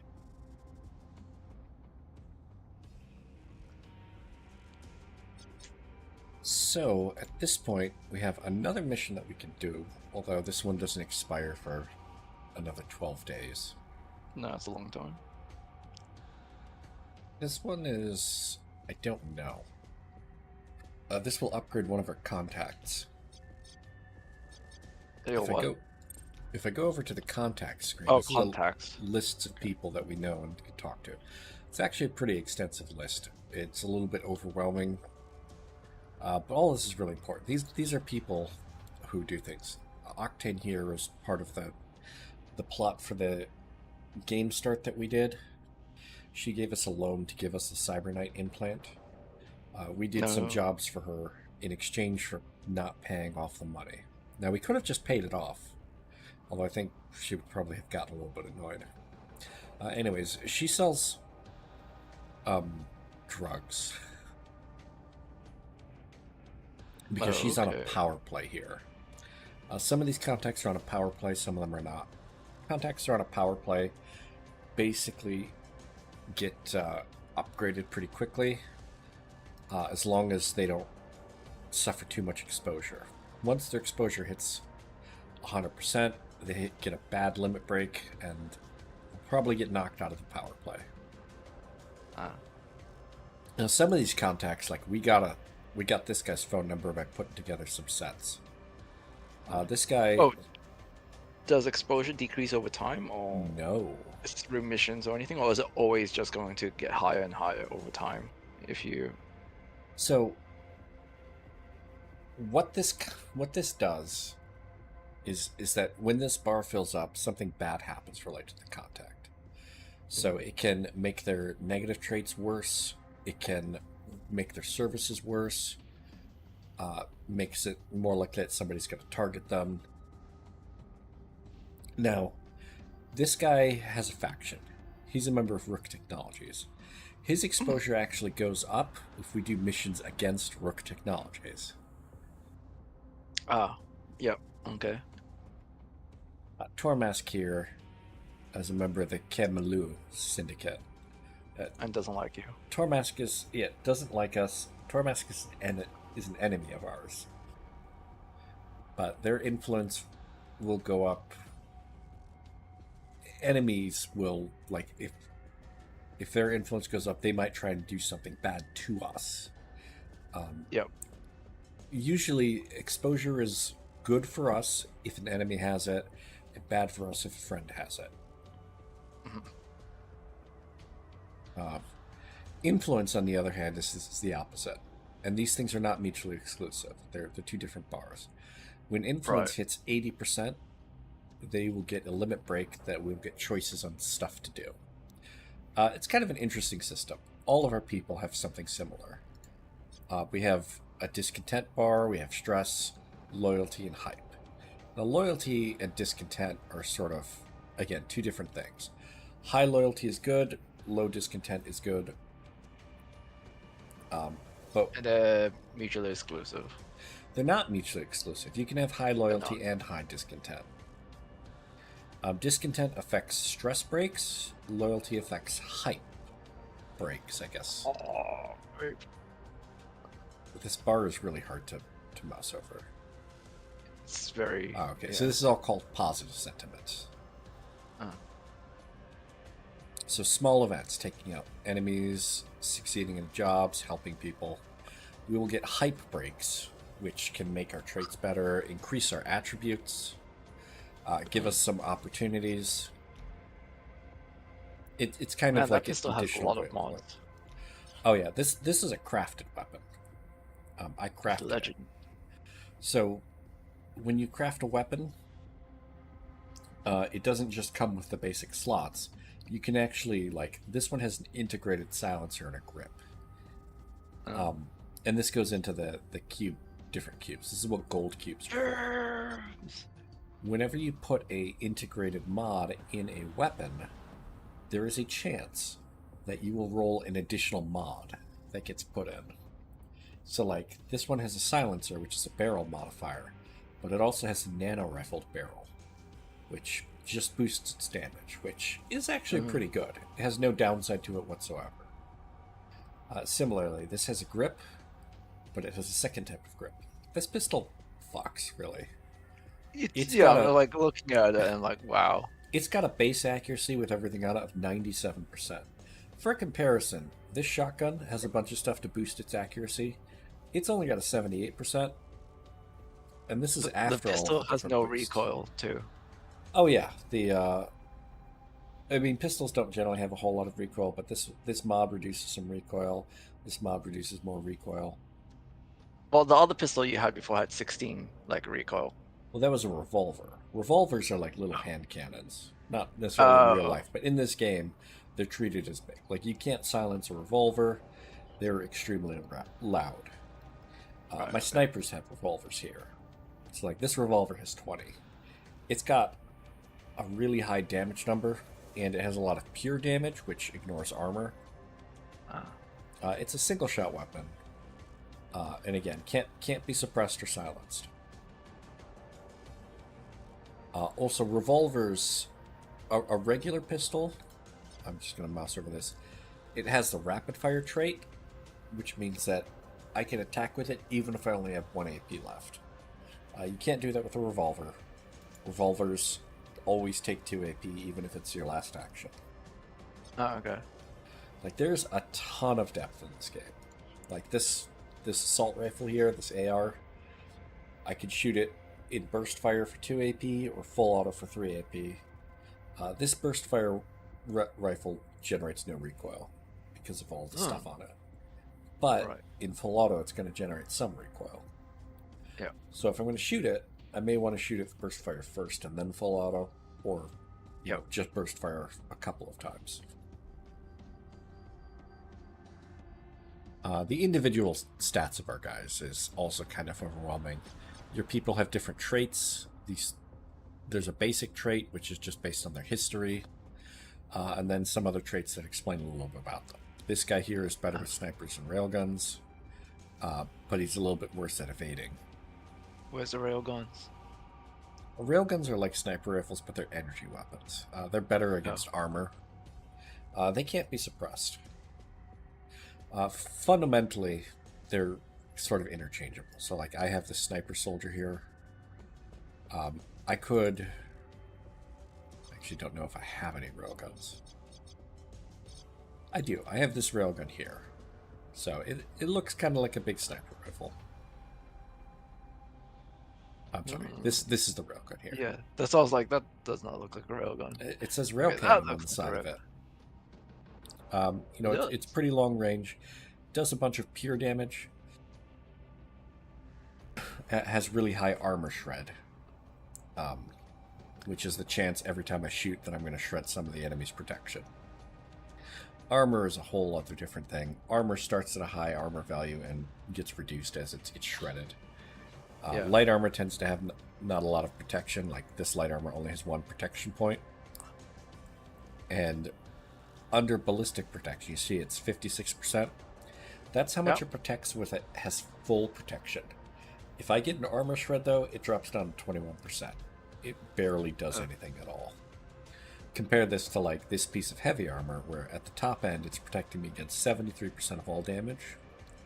At the bottom end, it's still only 30%, but it has 4 protection points, which means I don't take 1 armor shred and instantly drop to 30. It drops, it's going to drop to like 60, and then 50, and then 40, and then 30. It's actually even less than that. So it's about 10%, just over 10% each armor point or so Well, on this one. it depends. It's variable. It's actually a little bit more favorable than that. Like it's not. Oh, Let's say that it's this not just was. flat. Yeah, it's not just a flat amount. It's relative, but like slightly higher. The I guess it makes sense. Like the higher protection point you have, the more Yeah. like So like if this was it's more 80 and intact. 20, I It's more wouldn't go intact. from 80 Yeah. to 60 to 40 to Yeah. 20. It would go from 80 to like 65 to 45 Yeah. and then Because technically the armor is still mostly there. yeah. It's a Well, little bit more holy. it's just the way that this works. Yeah, no, it makes sense. Yeah, heavy armor though does make you have less initiative and it slows you down from movement. Yeah. There are ways to mitigate that, which is cyberware, which is this whole other just huge. I'm going to call it clusterfuck. There are a Everything is whole one. bunch of yeah, like this game is just super overwhelming. There's all of these different slots that you can put cyberware on, and to start with, you don't have all that many implants available. But part of the things that your different contacts give you, like Shops. yeah, this is a street doc. So he has basic cybernetics medical items, but he also sells gamma clinic treatments. Now this is a special type of cyberware that only he sells. Uh, uh, Other people, and I do know other docs, don't sell that kind of cyberware. This guy here has a lot of basic cybernetics. He's got high rank medical items, but he also has imported cybernetics. So this is the guy that's actually providing most of the cyberware that I have. because it's rank 5 is quite Yeah, I spent a lot of time. Over here, like I have access to rank 4 cybernetics from this dude, and he can't get any better. This is maxed out. That's why this is highlighted. It's showing that this can't increase anymore. All right. You know, these guys never really get better at their medical treatment. Whereas, you know, some of these guys are just actually this guy's missing. He's never going to improve. This is the street doc that I started with. So she's better at the medical treatment part, but her medical items and cybernetics kind of suck. It's like she'll patch you up, but she won't make you improve. Well, I mean, she can do basic cyberware. Yeah, but not like improve a lot. It's just like you're slightly better. Get out there. But like, if I wanted to try and implant this, I actually can pick between these different vendors because every single one of these can offer this for purchase. But Dr. Ash here costs more because all these guys have a price reduction on their cyberware. She does not. This guy is also faster at installing cyberware. Yeah, like 2 days. Yeah, and this takes them out of commission for the duration. Which makes sense. And you can see, yeah, like, they're under surgery and recovery. Yeah, there are a lot of things happening over the next week. Bringing somebody, like, putting somebody on the back burner for 7 days or 10 days or 15 days for some cyberware is a big deal. Which is why you might want to have more works around. Because, like, I would like to upgrade my hacker's implants here. This neural toner is an implant that boosts some stuff related to hacking. So it can be removed and add a new one, or is replaced? I can replace it with an upgraded version. But to do this, takes more time? put her out. Well, it would take 15 days to implant this. Only this guy has it. And technically, it actually wouldn't take that long because he's got a discount on the time spent. But yeah, it's if he didn't have an implant, would the time be less? No. It doesn't cost anything to remove an existing implant. You can only have one implant in a particular slot. Yep. So, like, I would be replacing it, whereas in each of these, I can just install it. I could also, if I wanted to, I could just uninstall the implant. And the reason is that you can only have 6 cyberwares in any particular person. There are 10 slots, but you can only have 6 of them filled. So if I decided that I really didn't want this and I would rather have something in a different slot, I could just uninstall this. Right. So yeah, I I'm pretty far into this game. Your power level goes up to 10. Uh, as this number goes up, the enemies get tougher, the missions get tougher. Hmm. Wait, it says 14, not 10, right? This number, the second number, is heat. That's how Oh. much trouble that we've been causing. As this Uh, number goes up, the enemy AI starts more alerted. hmm. Also, if it's high enough, our contacts won't even talk to us. They're like, you're in danger right now. It's Yeah. Lilo. Also, as this number gets higher, this third number also increases. We've got a bounty hunter after us, and there's an 18% chance every time we go on a mission that he shows up in the middle Hmm. of the mission and tries to kill us. Hmm. That's a problem when that happens. Every time it happens, it has been a hold the horses, like whatever we were doing, we now have a problem that Oh, needs to we're be in dealt with. danger. It's a little bit like like the Viper King showing up. Ah, okay. It's actually a lot like that. Although it's less explicitly unfair. These guys show up, they are ass kickers. The fun thing about it, the very first time they showed up is in a mission that I was doing a really good job of sneaking around in. And then they kicked open the door and started shooting the guards, which caused security to go bug fuck. That's kind of hilarious. Yeah. Alright. This guy is about to give me a mission. And I could talk to him right now, but I'm actually going to run out the clock.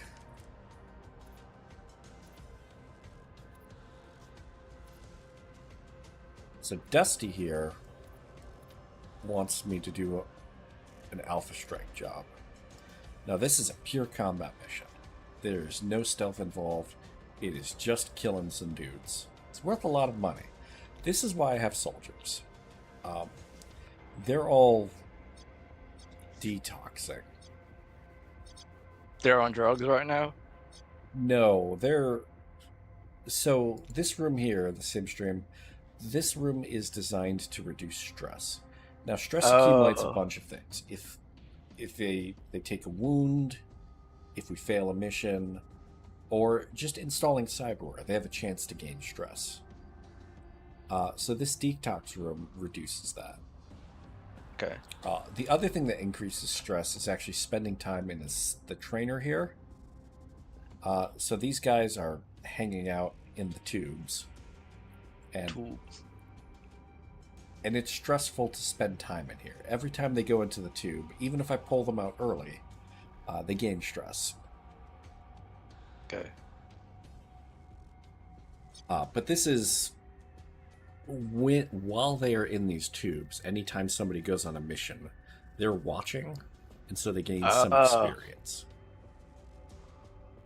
So yeah, they don't just like passively train. I actually have to do missions. But any XP my guys gain on missions, they get a portion of it. Yeah. So it's kind of a balancing act. These guys don't go on missions that often, but it is worth my time to keep putting them in the tubes so that they keep up on levels. They're not keeping Yep. up on levels super well. Our A team is level 22, 21-ish. And these guys are only level 14, 12, 10, or whatever. They don't get used all that often. But when I need them, they're there.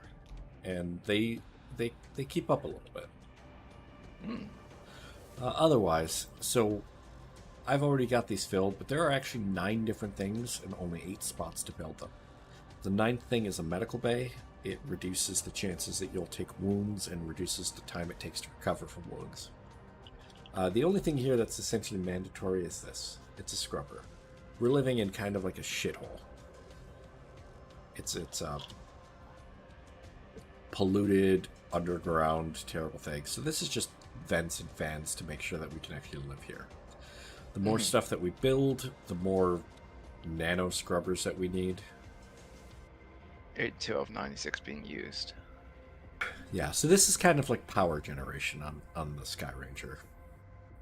We actually have a separate thing. We have to upgrade the wiring in the different rooms to be able to install modules and upgrade the modules. Ah. Okay. Our command HQ determines the level of our command HQ determines how much power can be upgraded. The level of our cold storage determines how much the cryo can be upgraded. Otherwise, we have some stuff. The power right now, yeah. Yeah, the nanofab here. This is where we do our crafting. If I wanted to upgrade one of these rifles, for example, or to craft one of these rifles, I would construct it and then add additional blueprints. So, like, if I wanted a suppressor built in, I could just put that in and just craft with the suppressor on it. And then I can modify its accuracy or, boost its damage and accuracy a little bit. I'm actually not going to do that craft right now. If I wanted to craft items, this doesn't take any time. I just make the items and I get them right away. Huh. That's neat. It's a little bit whatever. Like, I have 1 million of these Mediclouds. I'm never going to make that many of them. 1 million Mediclouds. Well, because each of these blueprints for an item is 5 of them. So, like, I can just say I'm not going to ever need quite that many and sell a few extras for cash. It costs money to craft things. Like, if I want to make these biorecyclers, not only is it cost me a little bit of money, but it also costs crafting supplies. And I only have so many cubes. Blue cubes.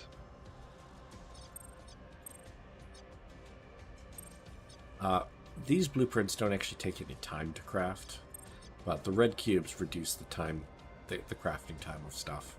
Really, I should be spending my red cubes more. You have so many red cubes. Yeah, weapon mods, like right here. These are different modifications, different from what I can buy. I find these as loot, either hacking stuff or searching the closets in the missions.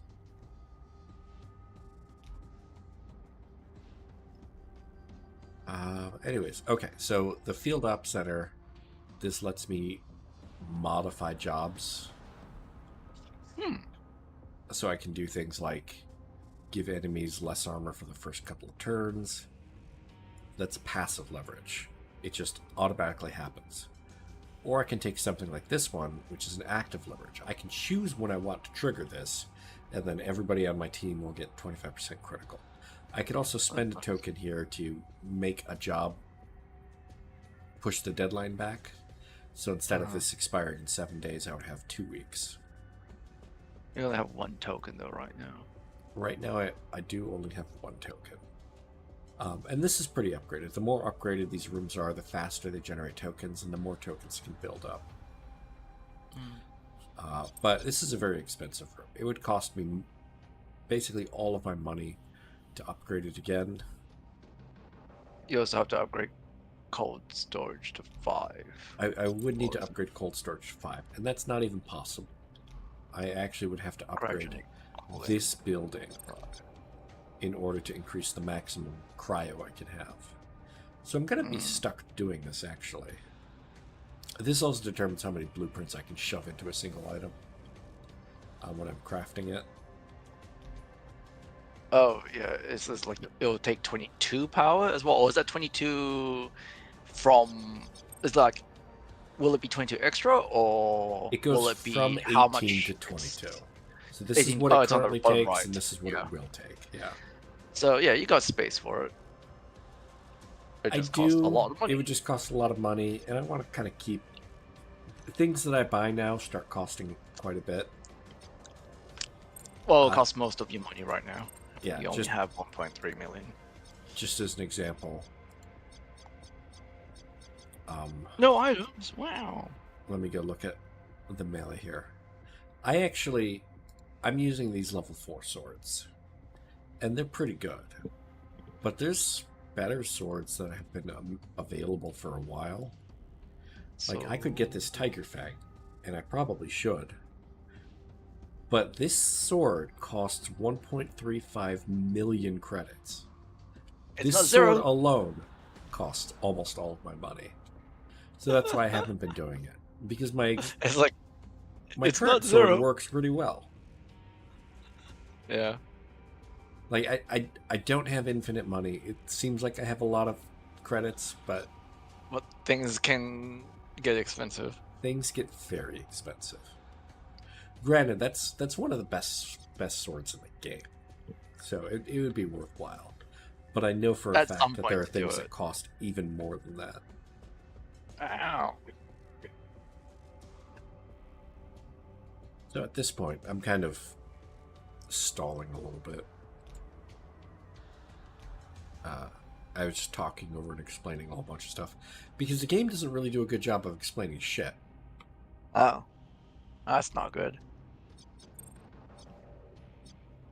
So I am going to filter out the things that are used by a set. So these are the combat gang memes that I made earlier. So if I sell these to somebody, and there are 4 people I could potentially sell them to, they'll gain influence because I sold them this. So this guy is the one I've been selling cybernetics to. He has kind of maxed out on influence recently. This guy sells me utility programs. The regular programs that this guy sells, he can't ever give me anything better than what he's got. Because they're rank 4 already, yeah. Yeah, but this guy also has not really been improving the way I would like him to. Oh, is it random on the skills that improves for them? Yes. I'm trying to see if I can force one of these to happen.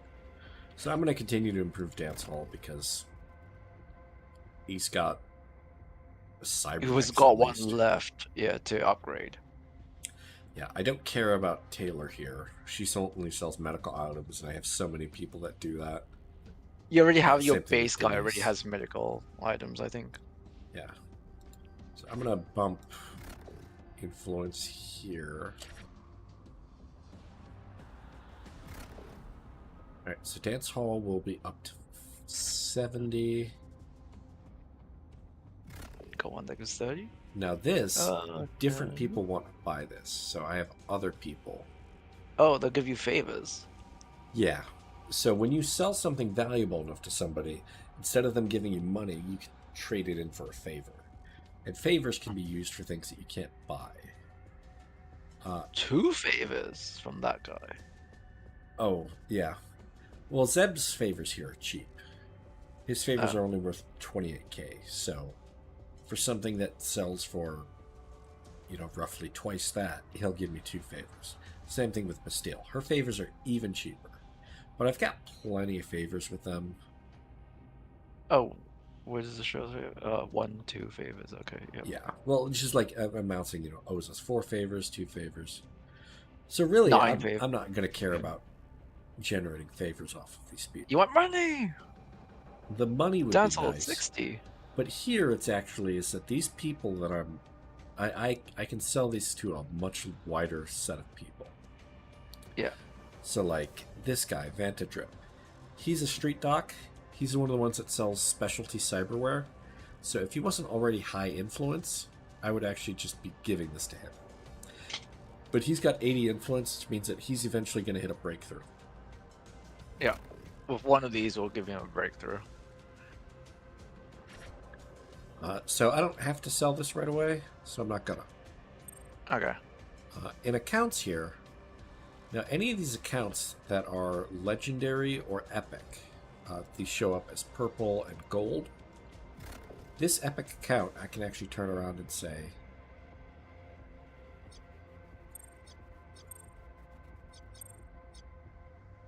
alright, I can turn around and say, I'm going to sell this epic account to somebody for a little bit of influence. It's only going to be 10%, but, I'm going to bring this guy up to 60. Now, this legendary account is worth 20%. What does it say? No. Up top, right here. This account of legendary rarity will add 20% influence. Okay. So I'm going to bump this guy up to 80% influence, and eventually he's going to trigger something. So influence increases passively too? It does not increase passively. You get influence when you sell people certain items of like high rarity items. Or if you do missions for them. That's the other main way to get influence. So technically, if you want him to bump up right now, you could just do it.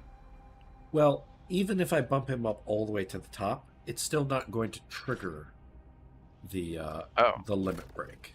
That just takes time. Oh.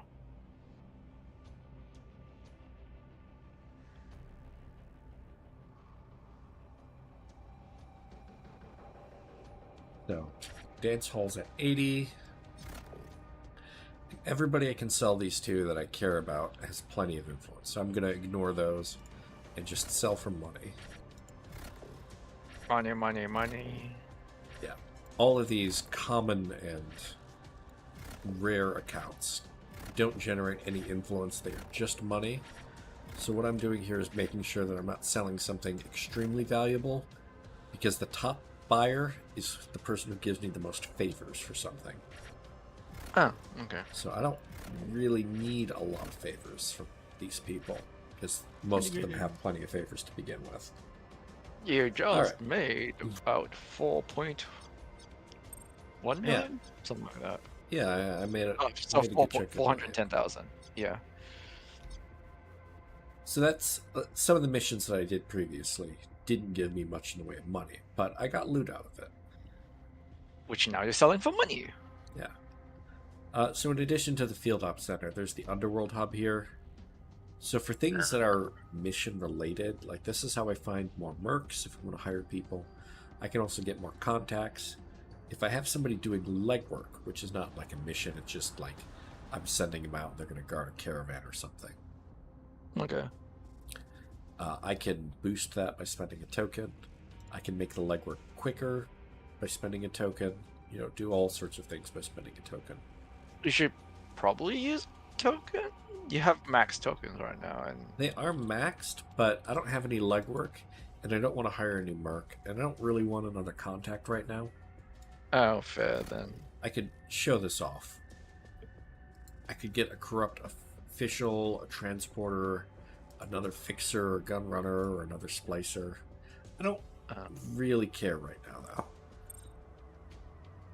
It's not a bad thing to have maxed out tokens here, because I'm about to do some legwork, and I'll probably want to be able to boost it.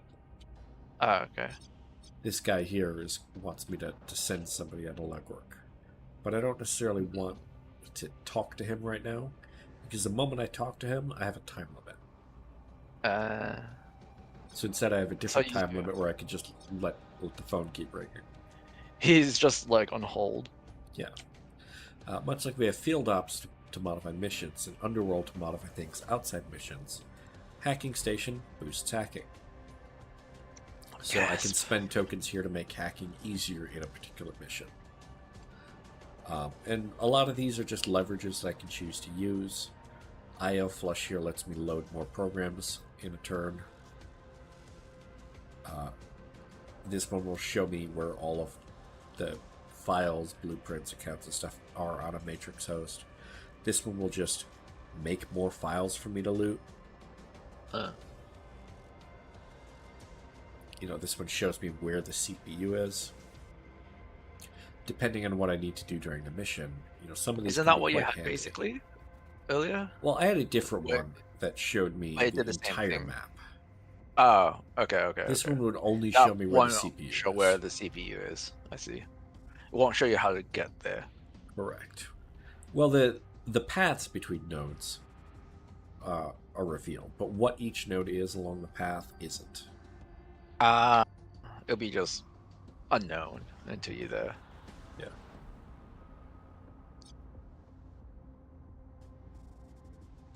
Yeah, this game looks very complex. It is insanely complicated in a lot of ways. Just being able to figure out how to like stealth around and set my people up to take advantage of it. I actually I played the game for like 20 hours and then I started over. This is how you learn 20 hours in. Yeah. Well, you have now completed the tutorial. Well, I mean, there is a tutorial, and it gives you the basics for, like, telling you things like if you kill a guard before the end of the turn, it doesn't matter what he saw or, what he heard. He can't report. Can't report it, yeah. It also tutorializes that, like, attacking enemies from being hidden is way more successful than attacking them from being once they're already aware of you. It also tells you that, like, the enemies can spot one of your dudes, but the rest of your guys can be considered hidden as well.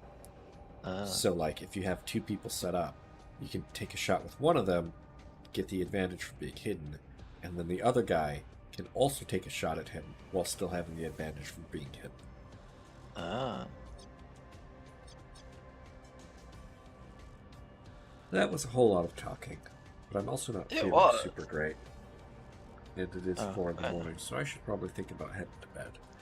I was going to do another midnight? mission, but I kind of rambled on for most of an hour. That's fine. But thanks for coming out and hanging out. Welcome. It's Have a good always night. nice to have somebody to talk to ear off. That's fair enough. Yeah, hope you feel better as well. Thank you. Yeah, it's just it's flu and cold season here. That makes sense. Yeah, human body is weak sometimes. All right. Well, you have I suppose it'd be a good afternoon for you, isn't it? It is 8:15 p.m.